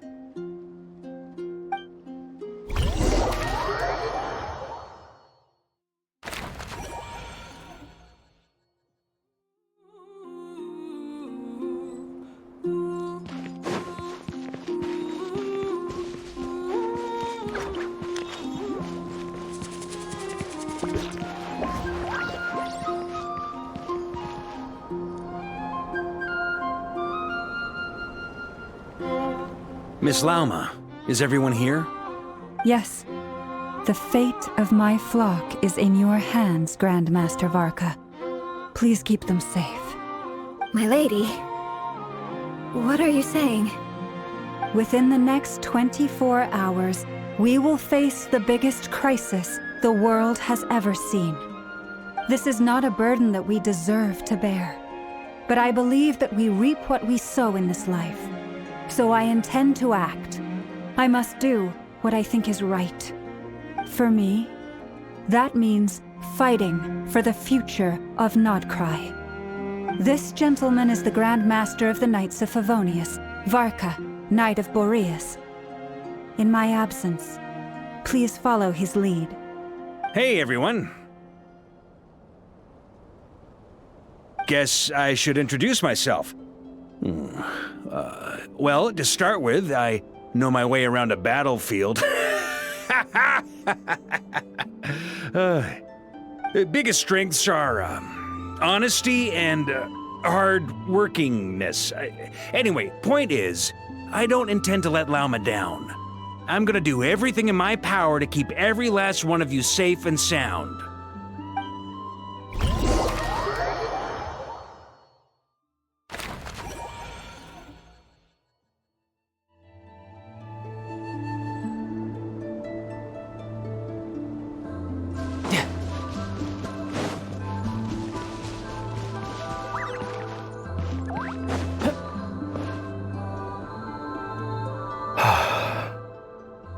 Something on your mind? Miss Columbina, was it? I believe that's how the others addressed you. That's right. Names are funny things. Have you always been called Dainsleif? Yes. I take it your own name has a more complicated history. I have a different relationship with names than other people. To be honest, I'm not even sure that Columbina is my name. At least, not in the same way that Dainsleif is yours. But it's what everyone calls me, and I go along with it. A lot of my life has been that way. I get so used to things that I forget to question why they are so. I never used to think much about where names come from, or what they mean to people. Maybe something's wrong with me. You're different from other people. I sensed it the first time we met. You're more perceptive than most. I'm sure your long life and rich range of experience explains that. Do you ever find yourself missing Conria, Mr. Dainsleif? Difficult to answer. I have dreamed of the past many, many times. Sometimes I'm fighting tooth and nail. Other times I'm lying on the ground, defeated. I don't recall any happy moments from that time. It has been too long. Is that because hatred survives longer than love and affection? That would not be for me to say. I make no excuses for the grudges I bear. But whatever the reason, I remember little that was beautiful or sentimental. Thank you for your help with the Rerir situation. Without your efforts, I never could have learned the hidden truth of his story. You're welcome. I know he's your friend. Friend? He betrayed me. And I never really understood what he was going through in life. Some friendship, that is. Okay. So, do you plan to fight him with us? You see, you're torn. Now you know what really happened. You see the things he's done in a new light. I need some time. Of course. I completely understand. Anyone else in your position would feel conflicted too. Actually, I went through something similar myself recently. Something happened that changed my perspective on a situation. A situation I took for granted at the time, but now I feel very grateful for it. You mean the Harbingers who still support you, even though you've left the Fatui? Yes. I always thought they were only helping me because Harbingers are forced to work together. But then I abandoned them. A warrant was even put out for my arrest. And even now, they still support me. Which means I was wrong about them all along. Clearly, they view you as a friend. I feel a little guilty now. I regret not seeing her help for what it was, and not treasuring it. I see the guilt that you're feeling now, because I feel it too. Hopefully, talking about it will do us both some good. Have you noticed that the Traveler and Paimon are over there? I think they've been listening. Huh. Shall we say hello? Sure. Hello. Ah! They caught us!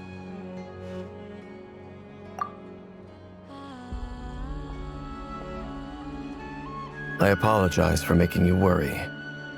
No doubt you wish to know where I stand on the plan to take down the Rerir of Solnari. I'm afraid I need a little time, but I will seriously consider joining you. You will? Oh, thank you so much! Everyone will be so grateful to hear that! They needn't be. This was something that I was going to have to face up to eventually. That doesn't matter to them. They're grateful to you regardless. You can't control their gratitude, so just accept it. And then, have a think about whether you're willing to join us.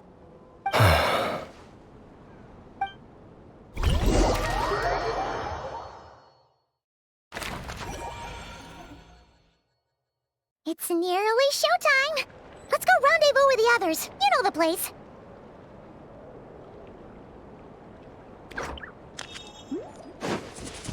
No time to lose.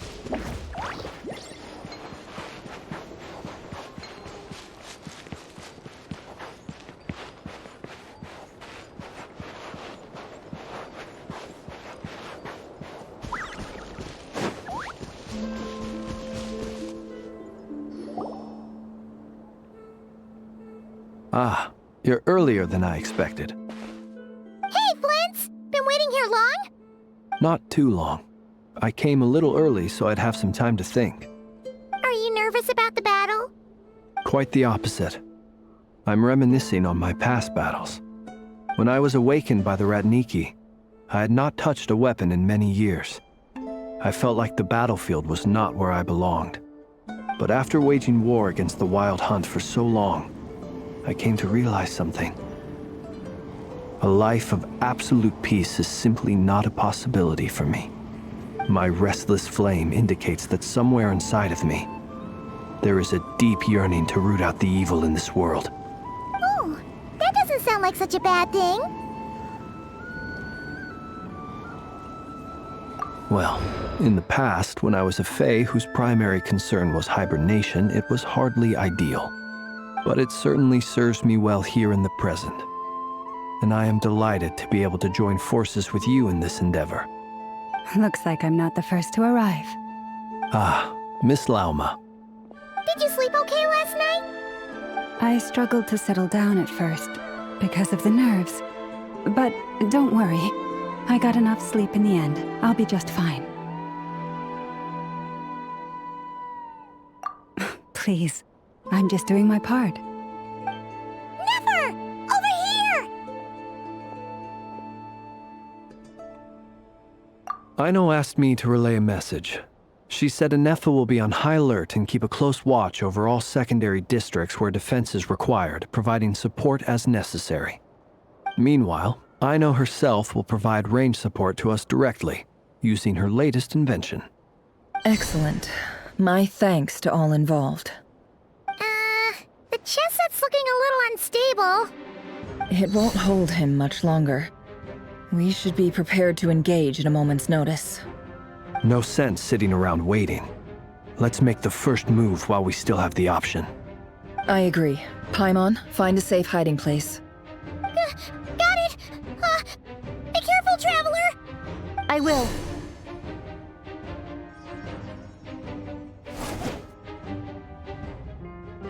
Everyone, take your positions as soon as the battle starts.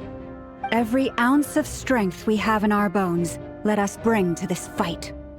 Ready? Let's go. I've seen all your futile ploys before. You have become the authors of your own demise. I wouldn't be so sure about that. You are merely a moment of sport before I tear down the moon.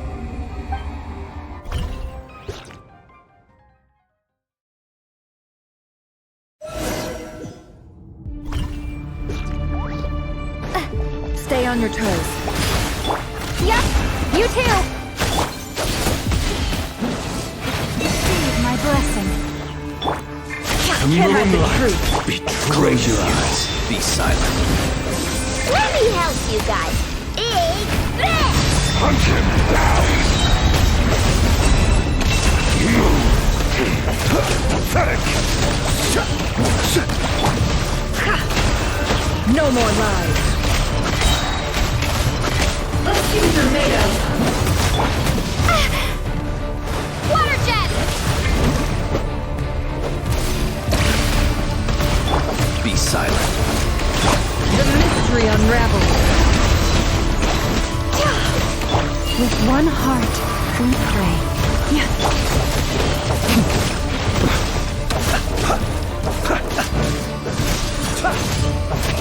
The moonlight betrays you. It all falls into place. Hunt him down! Move!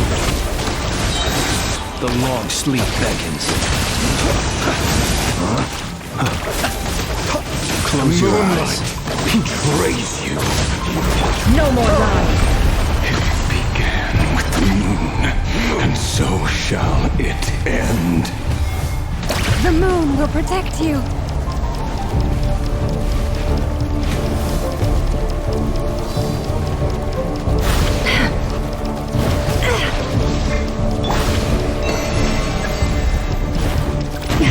A grave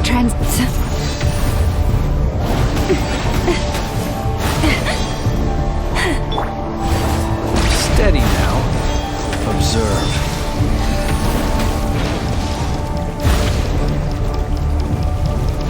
Do you see now?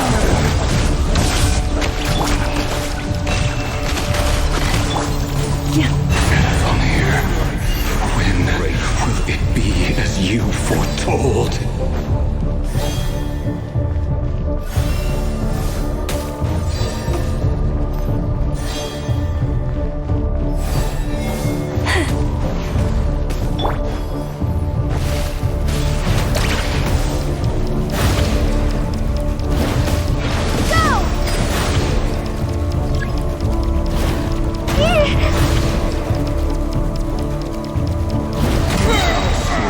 Welcome here.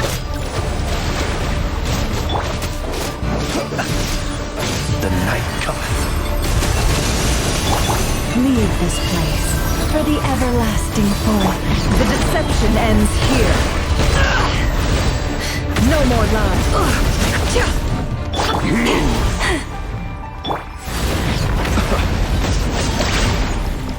The moonlight. Pathetic.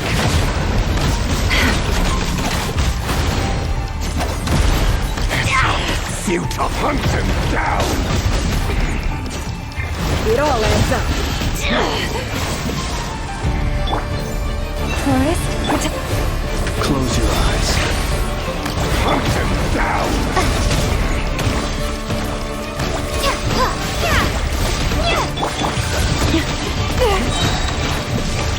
with one heart, we pray. Observe.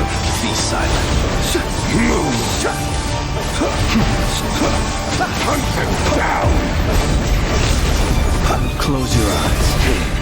Keep your distance. Hunt him down.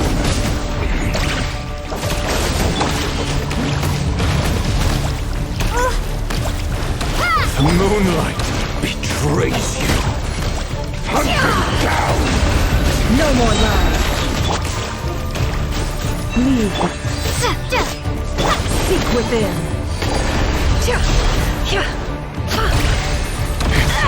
Futile. Hunt him down.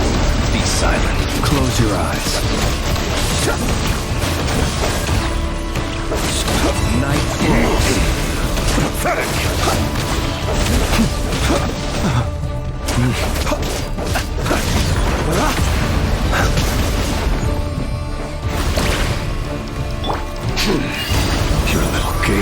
heroics is over. The moonlight's to go first.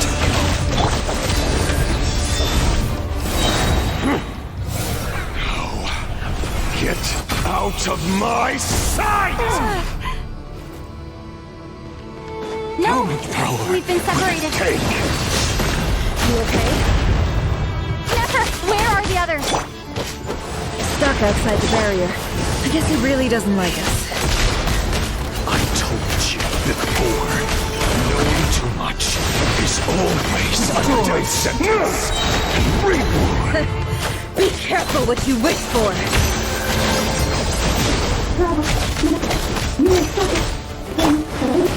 Lala!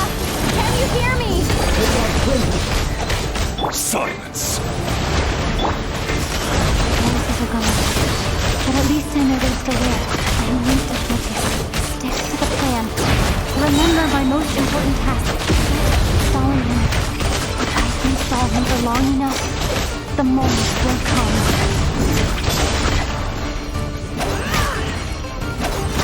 The deception ends here.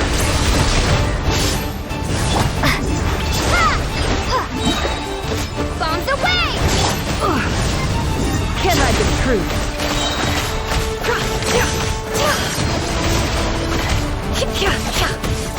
It all adds up.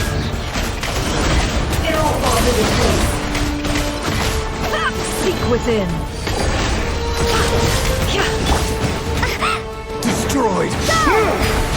Reborn. Can't hide the truth. Let's see what you're made of.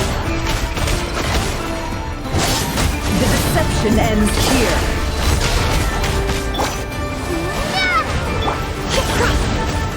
It all adds up. Let's see what you're made of.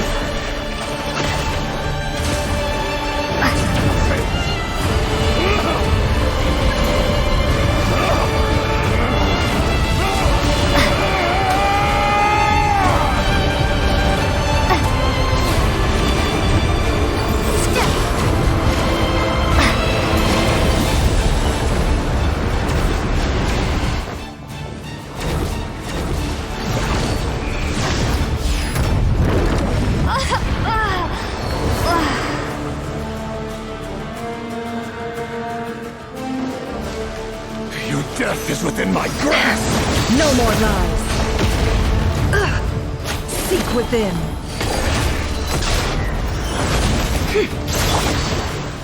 Wipe out! Can't hide the truth. Let's see what you're made of. And power will it take? The mystery unravels.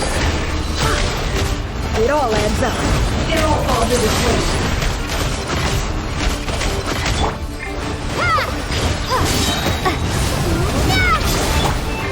Can't hide the truth. No more lies.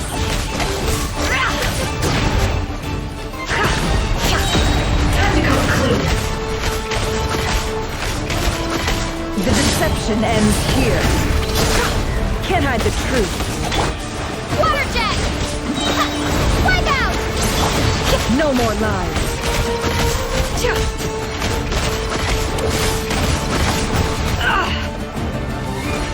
It all falls into place.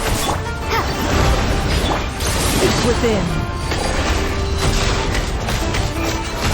Let's see what you're made of. Time to come clean.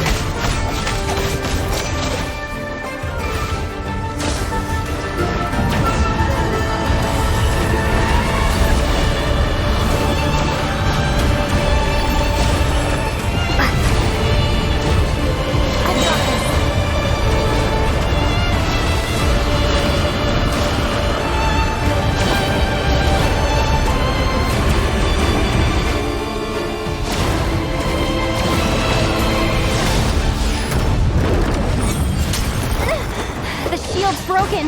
I can't keep this up. Destroyed. Reborn. How much power? It all adds up. No more lies. How?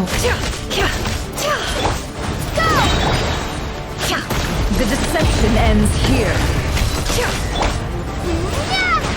It all adds up. Time to go clean.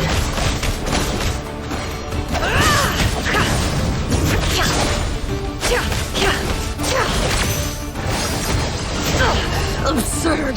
Can't hide the truth. It all falls into place.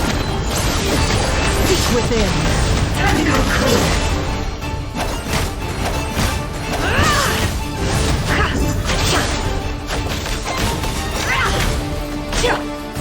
Watershed! On the way! No more lies. Let's see what you're made of.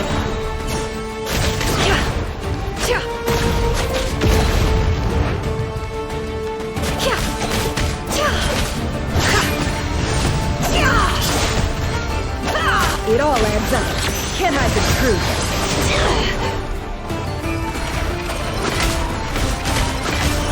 The deception ends here. Wipe out! It all adds up.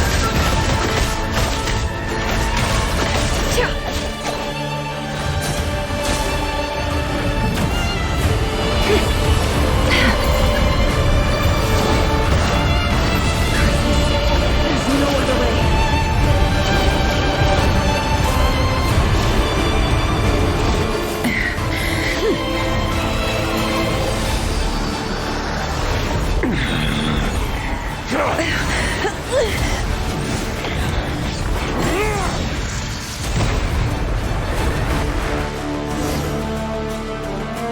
The only way to defeat Rerir is to borrow his own power.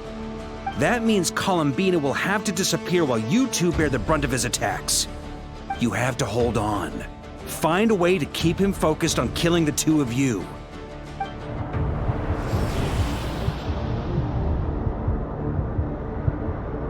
Never! Your eyes are bleeding. Soon you will be powerless to resist. And then, I will reduce you to dust. But that dust will plague your memories. Come on, keep holding on. Any other tricks up your sleeve? Let's see them. As entertaining as they are. You've backed yourself into a corner. You don't fool me. I see your fear clear as day. I have to stoke his rage. Make him unleash everything. You fear what you could never defeat. You fear the thought of never being able to save your beloved. You cannot win the fight against fate, Rerir. Is that what you think? Well, now it's your turn to feel afraid!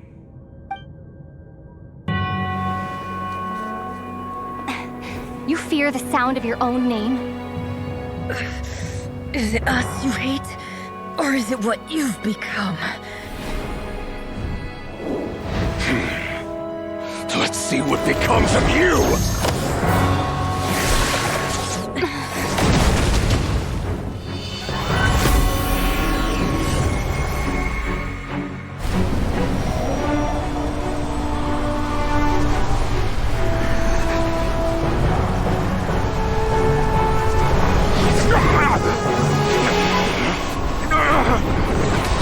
What's happening? That power. I've seen it before.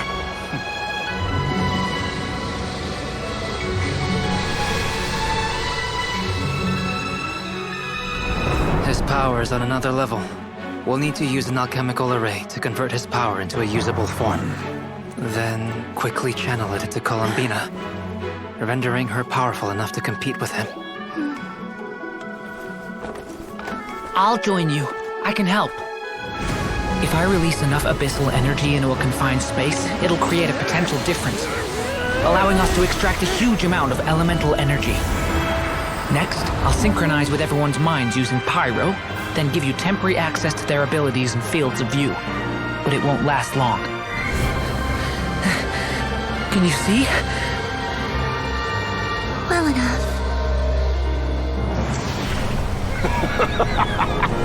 So, we have a student of Gold Rhine-Daughter in our midst.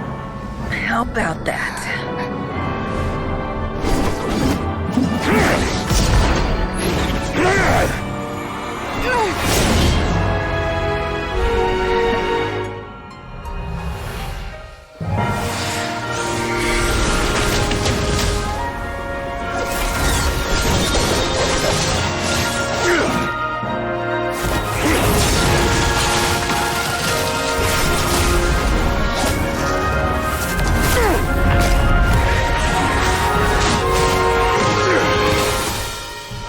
You use my own power against me? Just like how you stole Kuvaki. Look familiar?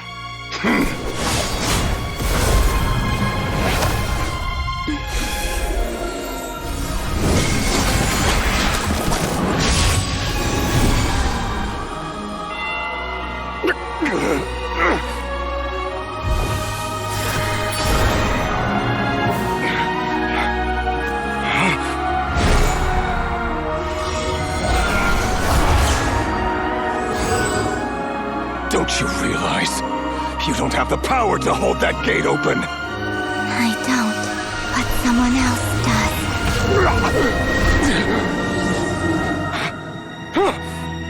Goodbye, Rerir.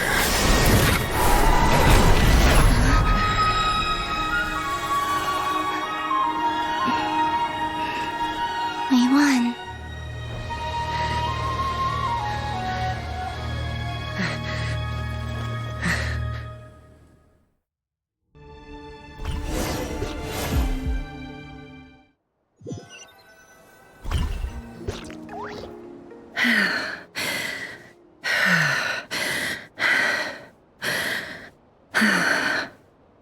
Nefer, how are your eyes? They're fine. Apart from the blindness, of course. It's not too late. Let me handle it.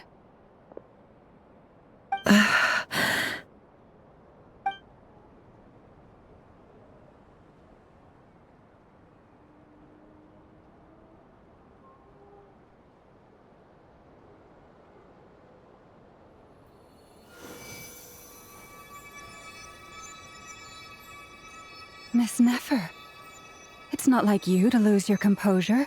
That was the most reckless thing I've ever seen you do. Reckless how? The situation was critical. Our lives were at stake. We had to do something. Even so. Okay. I guess you're right. Under the circumstances, it was a wise decision. You traded your eyes for an incredible victory. In business terms, I suppose that's a huge return on investment.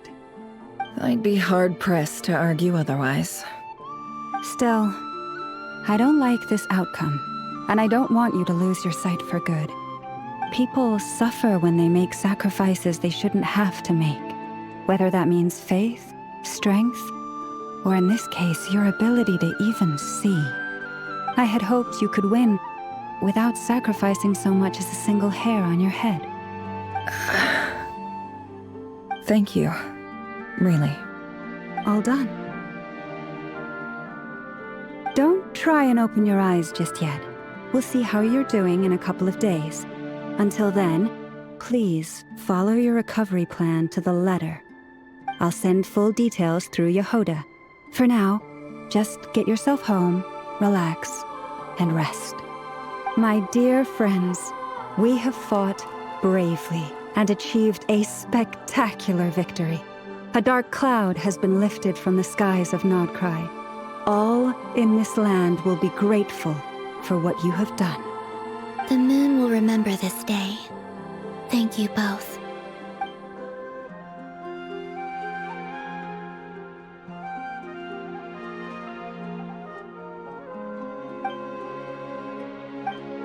There's something I want to let you know.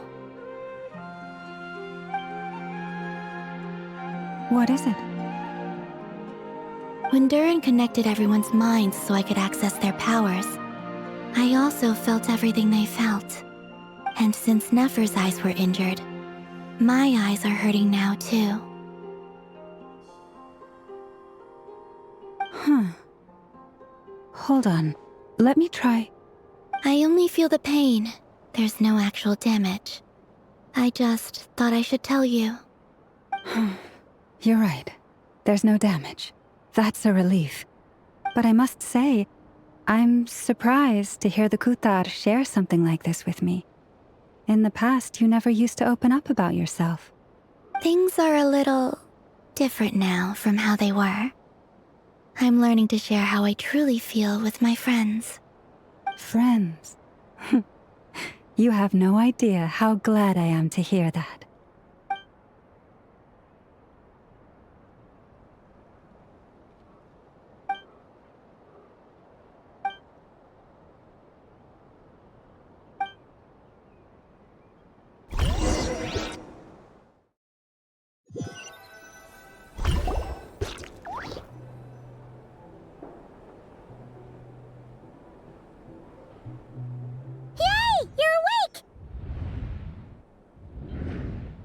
How you feeling? Any aches and pains? Did you sleep well? I'm doing all right, Paimon. No need to worry about me. Phew! Well, that's good. Paimon's been sitting on the edge of the bed worrying about you for ages. You slept a whole day and night. Poor Paimon had to eat all by her lonesome. Glad to hear you didn't starve. How was the food? Well, it wasn't the same without you there to share it. Honestly, Paimon just can't relax when you're not your usual self. She couldn't enjoy the food and settle down to sleep. Well, I'm back to normal now. Oh yeah, and Albedo swung by earlier. He said to tell you to head to the tavern when you woke up. Varker and the others are organizing a victory feast and they want to celebrate with you. He also dropped off some medical supplies, but you seem fit as a fiddle, so guess you won't be needing those. If you're feeling up to it, let's head over now. Wouldn't want to keep them waiting.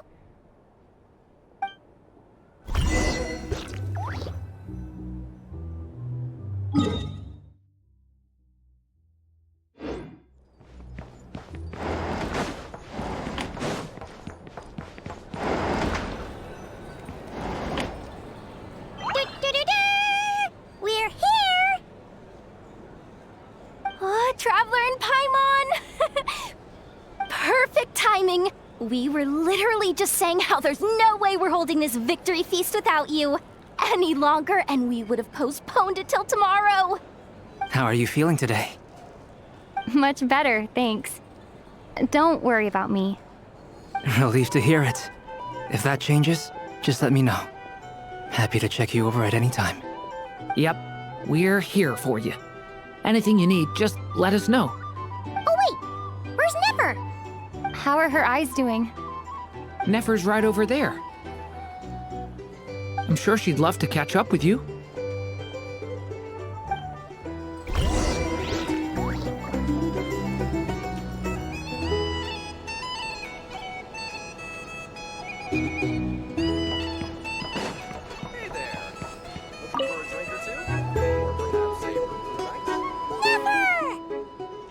Traveler, Paimon, are you recovering well?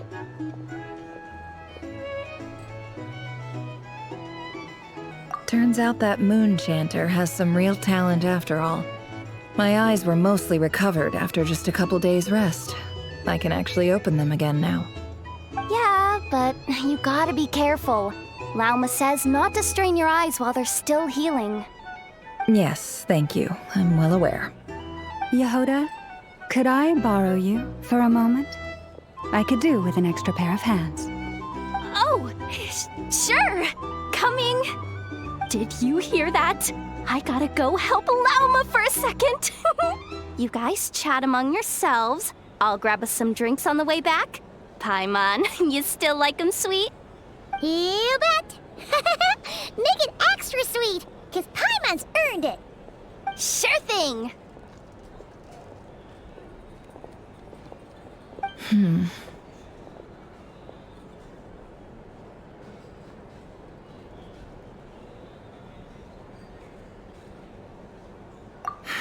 The Rerir of Solnari. Kind of a snake, don't you think?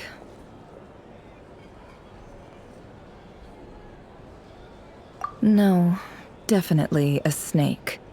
A poisonous one who spewed his venomous hatred everywhere. Anyone who seeks revenge out of hatred for other people has become a snake. That's something my dad used to say.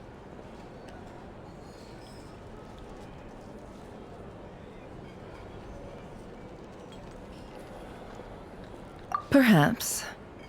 I'm sure it sounds like a very wise and open-hearted perspective to your ears. But me? I think hatred is a perfectly justifiable emotion. What else is left when everything you depended on in life gets stripped away? Something's gotta fuel that drive to keep on living. If you're worried about me, you can nip that in the bud. I'm not someone who gets stuck in the past. It's just... I suddenly feel like I was wrong to call my father a liar. He was just a fool. That's why the academia turned their back on him, and why the other tribes ganged up on him. Oh, Father. How much better things could have been if you were a skilled liar. Look at the Ibis King. Thoth is a fiendishly cunning liar. And yet, strangely, he feels more like a father to me than my real dad ever was. He's never brought it up, but I'd bet he feels the same way. Why else would he give me the power to perceive the truth, while at the same time training me in the art of deception? Well, King Deshret banished him to Aru, which is essentially a prison, and posed 3 questions to him. He promised that he'd have his freedom if he could find the answers. His response was to take on a physical form and approach me, hoping that I could become his envoy and search for one of the answers on his behalf. Did he really think I'd fall for that? He's stuck there. He can't make me return what he gave to me. So that's enough for you to decide he's nice, is it? He's a prisoner, and he was scared. So he decided to perform some good deeds to win people's approval. He lives in fear because he's a deceiver. How is Rerir any different? You can't work as a spy your whole life and expect a happy ending. It's preposterous. Yet I can't say I don't understand it. Liars live in the darkness of their own making, but it's still human nature to want to go on living.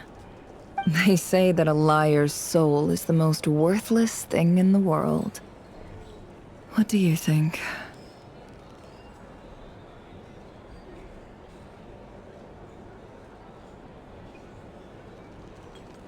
Good.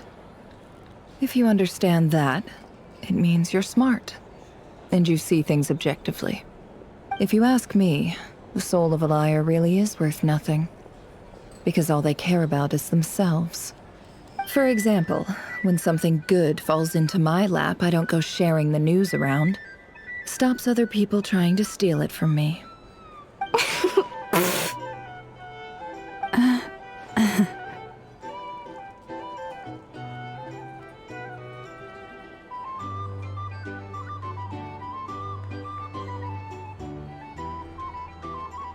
So be it. They have sharp ears. I can't keep anything from them.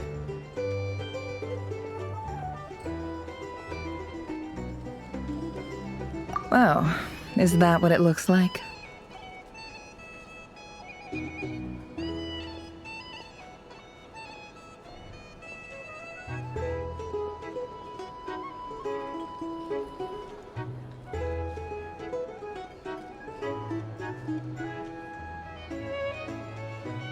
Well, you all know my past now, and I can't simply eliminate everyone who knows too much.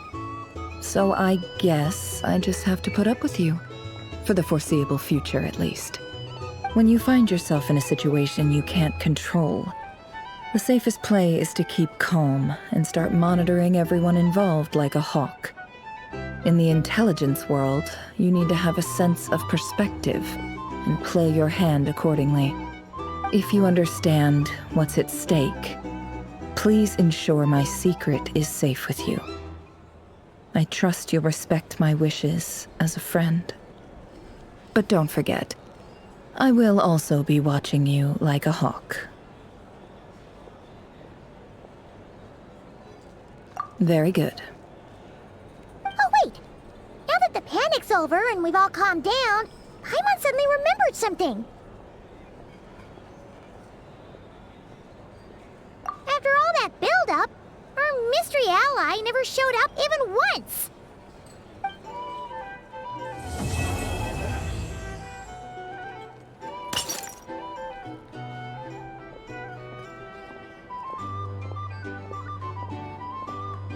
Huh?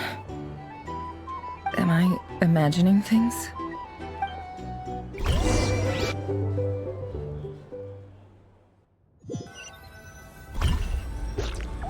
So, that close colleague who stayed behind with you? What's he been up to recently? Don't know, don't care. I get more normal human interaction from hanging out with Bosco too than him. Although, now you mention it, he hasn't bothered me in a while. I wonder if... If he's disappeared without a trace, it's the biggest gift he ever gave to the world. But I somehow doubt that's what's going on.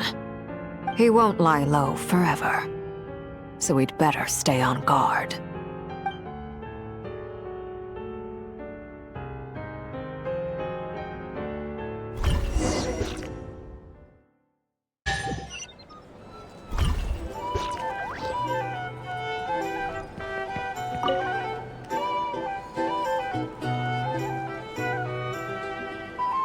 Ah, Lord Sangama Bay.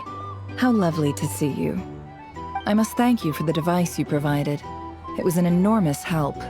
Would I be right in thinking that it was developed by the Academia?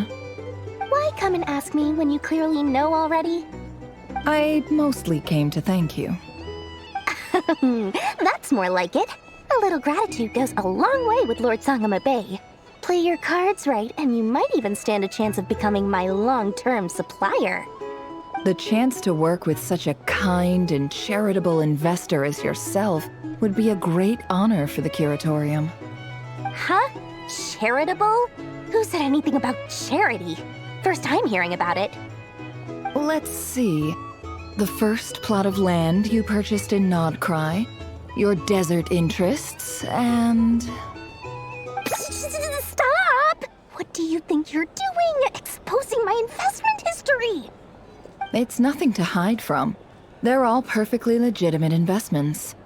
And some of the land you purchased was with the intent of building a sanctuary? Yes, I heard about that too. How did you... You're a curious case, Lord Sangama Bay. You don't like people finding out about your good deeds, do you?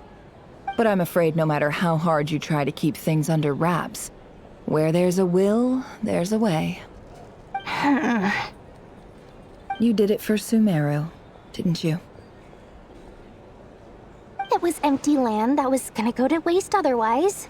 I figured if I built something there, it might at least get some use in an emergency. Disasters are capricious things. They strike without any warning. I've lost family to a disaster before, and I don't want to lose any friends or business partners if I can help it. My elder sister used to dream of finding a sanctuary. Somewhere with plenty of food, water, and medicine. Where everyone could live happy lives. It was something I looked into, but after discussing things with the Dendro Archon, I decided on a more effective strategy. The tech people handled the tech, and Moneybags provided the Mora. It just made the most sense. It's a pity that so few people know the truth about you. Everyone says that you view everything in terms of Mora, and all you care about is growing your own wealth. So, what's the problem with that? Everyone wants to be rich. It's human nature.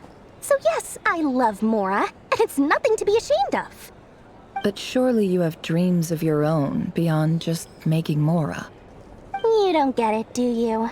My dream is to invest in other people's dreams. And, you know, make a nice little slice for myself along the way. Just thinking about it makes me happy. That sweet, sweet sound of Mora. Thank you. For the device? And the pendant. Oh, that. I was just returning a favor. Don't worry about it. Seems like we've both been away from home for a very long time. Yeah. So long that I barely remember what my family even looked like. That would be your mother, father, and sister? Yeah, though it's been years since my sister passed away.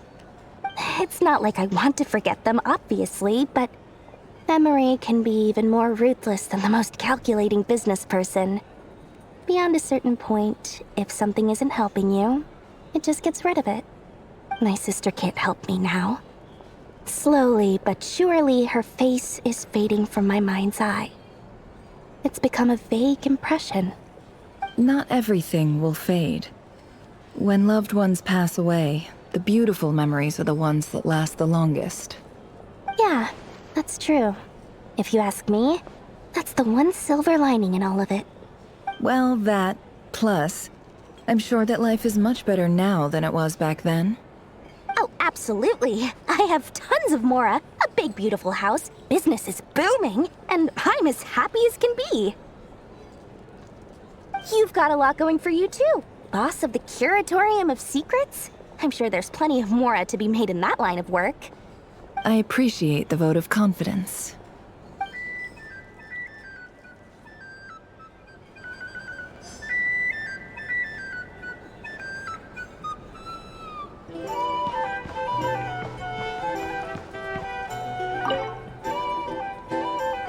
How have you been holding up? Any adverse reactions? If you start to take a turn for the worse, make sure you tell me right away. You don't need to worry about me, Grandmaster. I'm fine. I mean, I barely did anything, so... What? You're too humble, young man. You played an indispensable role in the battle for Nod-Krai. We can't thank you enough for your support. Sometimes, when people praise you, it's because you deserve it. The best thing is to accept it calmly and with grace. It's important to learn how to respond to words of admiration. Let's do a quick demonstration. Albedo, that was an incredible feat of alchemy. The pressure was on, but you worked flawlessly at lightning speed to get the job done. Thank you. I can't take all the credit, though. Durin played a big part in forming the alchemical array. See? Did you catch that? A masterclass in how to take a compliment. Okay, yeah. I did work pretty hard to help prepare for the battle. No point denying that. Hey, you guys!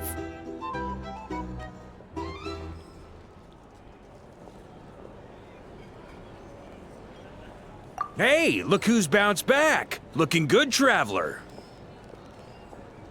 Seems like you've recovered. You won't need to take any more medication. Can I get you a drink? Huh? You know how to order at a bar now? You've sure learned a lot recently.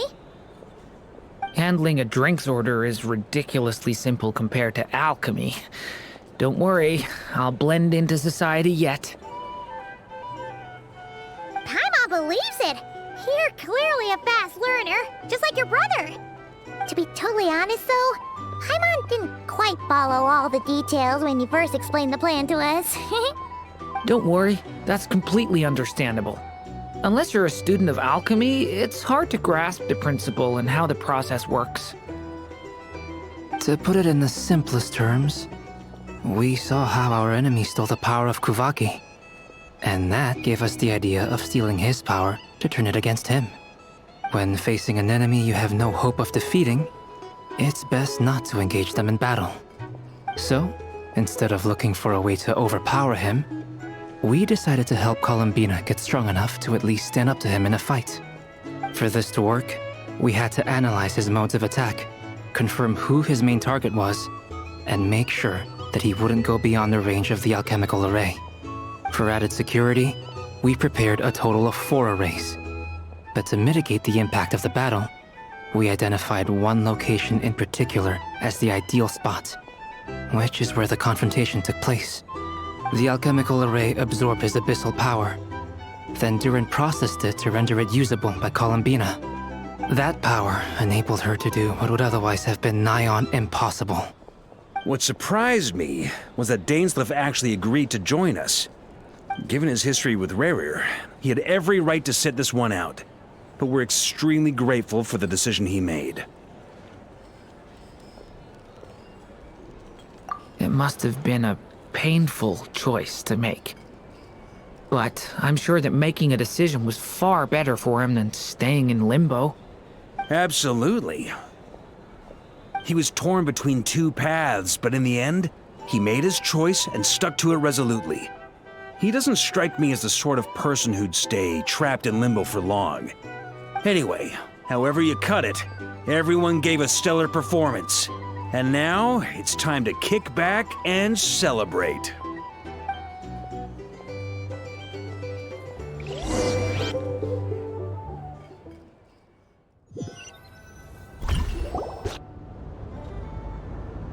That's the only reason you're here. Yes. I've thought a lot about it. And I've realized that you, me, and Arlecchino should be friends. I think this is very important. So I felt I had to come and tell you. Well, this is a new one. I'm so moved. I can't even hold my teacup. If that's all, you can leave now. Do you not want to be friends with me? Or is it that you prefer being co-workers? What is this, Columbina? Are you deliberately testing my patience threshold? Right now, my politeness module is active. But if you say another word, I swear I'll shut it down. If your politeness module was active, wouldn't you say the word please at some point? Polonia, please see Lady Columbina to the door. Will you still invite me to your next tea party? What? Yes, I think you will. Bye-bye, dear Sandrone.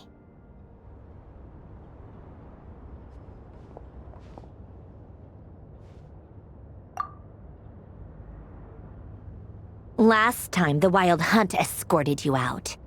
Would you rather I handled it myself this time? We just wanted to, see how you were doing now that it's all over. Why? Out of concern for my safety? I hope you didn't seriously think that the Rerir of Solnari would be able to lay so much as a finger upon me, given how prepared I was. Mostly because you kind of helped us out, so we just wanted to check you were okay. Looks like all your robots are fixed, huh?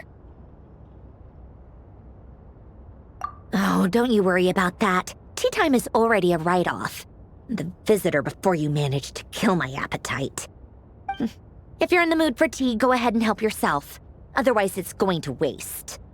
My coasters are still missing in action, though. Use this notebook instead. Whoa! Pretty hefty notebook. Look at all those calculations. You can ignore those. They're just dumb scribblings. I doodle and write in my free time.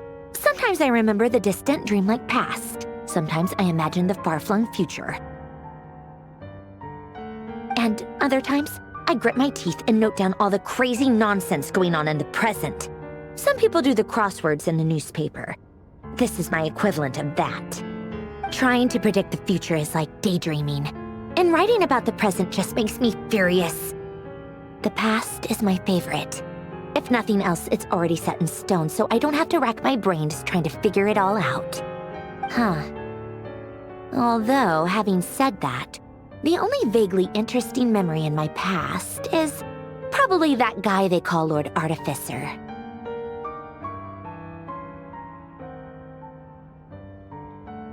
Who else? Pretty much all the mecha and Fontaine are his personal handiwork. Wait, are you saying you know him? Like, personally? As a friend? I mean, I guess we were friendly enough.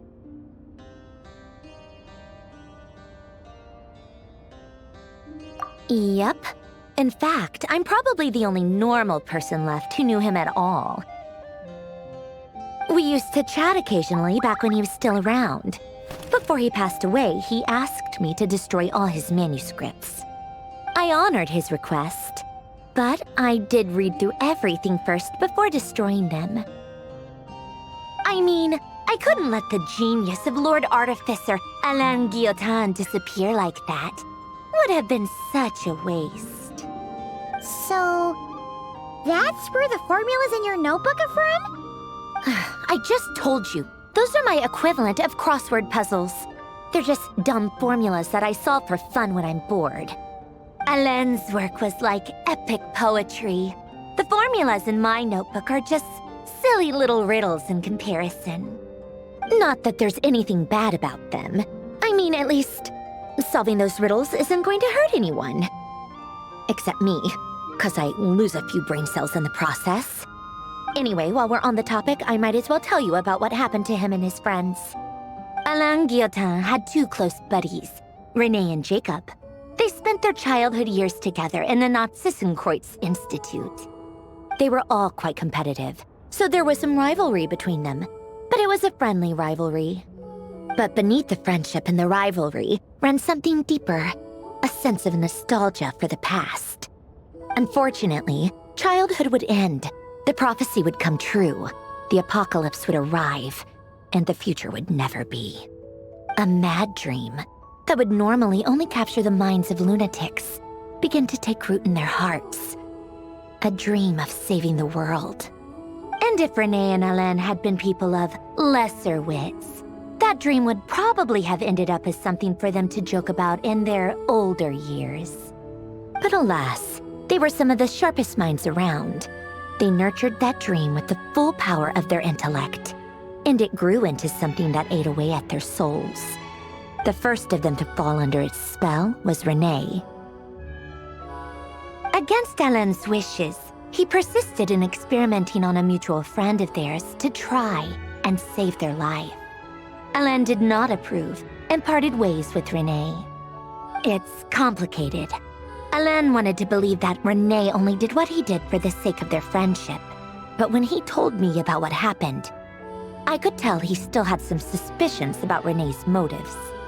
Perhaps the seed that would grow into a nightmare had already sprouted in René's mind. Even then, the next time they met, René's soul had been completely engulfed by the dream of salvation.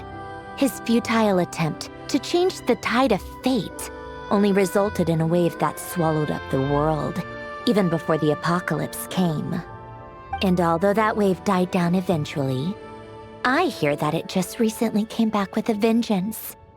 As I understand, René wanted to live out his dream of salvation once more. But I'm told that the attempted resurgence finally died out for good. At long last, René awoke from his deluded dream.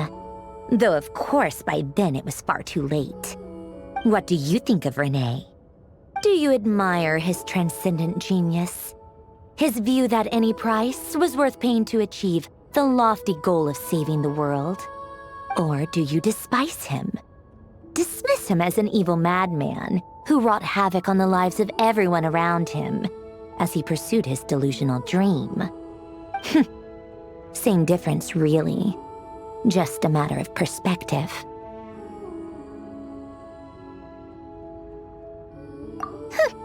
Doesn't surprise me.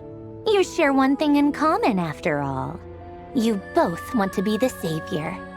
The only difference is, your dream came true, and his, well, he wasn't the one who made it come true.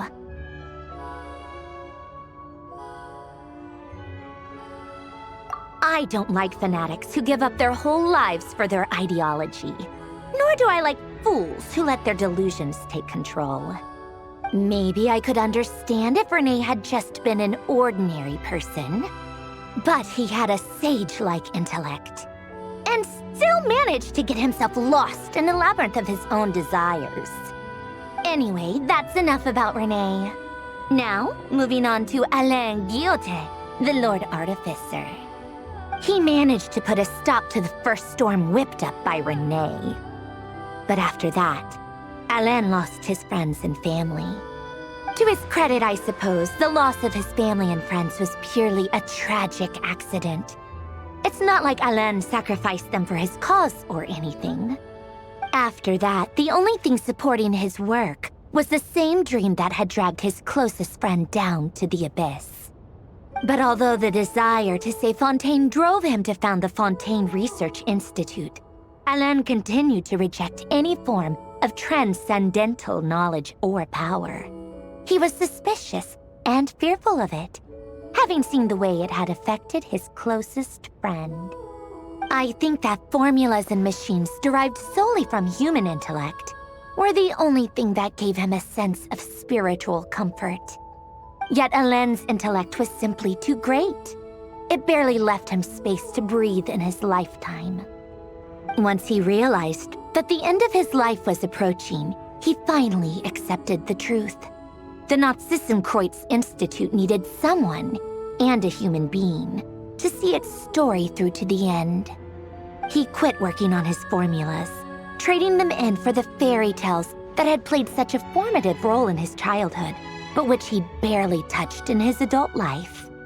He told me that the director of the Nod-Krai Institute used to read those fairy tales to the children as bedtime stories. Apparently, they worked wonders at sending kids off to sleep. I think that all he wanted at that time in his life was to be able to sleep deeply without being plagued by depression. By that point, nothing else really mattered. At the very end, he laid down to rest in the ruins of the former Nod-Krai Institute orphanage, while the Fontaine Research Institute he had founded continued tirelessly with its work. Many years after that, tensions over competing dreams would once again cause a rift, this time between members of the Fontaine Research Institute. But the actions of those fools had nothing at all to do with Alain. And that is the story of two people from the Nod-Krai Institute who both wanted to save the world. One went all in on his fantasy of salvation without ever looking back, and ended up calmly sinking to the bottom of the deepest sea. The other sought desperately to burn bright in his life, even though he wasn't sure where he was going.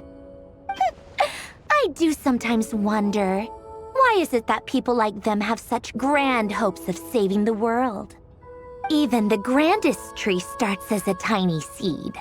So perhaps, for each of them, their mission to save the world began with a very simple desire: to save themselves. They were young children with friends and family who mattered to them, desires to explore the meaning of life, ambitions to have a successful career. They didn't want to see all of that taken away in one fell swoop. Or maybe they just wanted to find something to anchor themselves within the chaos, to stop them getting quietly swept away by the storms of life. But instead, the search for their own salvation took them down the rocky road laid out by fate. Do you think the desire to save oneself is enough of a justification to try and save the world? The way you said that sounded just like Alain. I asked him the same question back when he was in his prime, putting all of his energy into his work. He gave the exact same answer as you did. No elaboration, just a quick short answer before getting right back to his work. He was always that way. All right, tea time's over. I owe Arlecchino a favor for telling me these stories. I'll have to bring a whole sack of gifts the next time I visit the House of the Hearth. I'm gonna go tinker with Polonia now. You guys can do whatever you want, as long as it doesn't involve interrupting me. Polonia, exit hibernation mode. Begin diagnostics.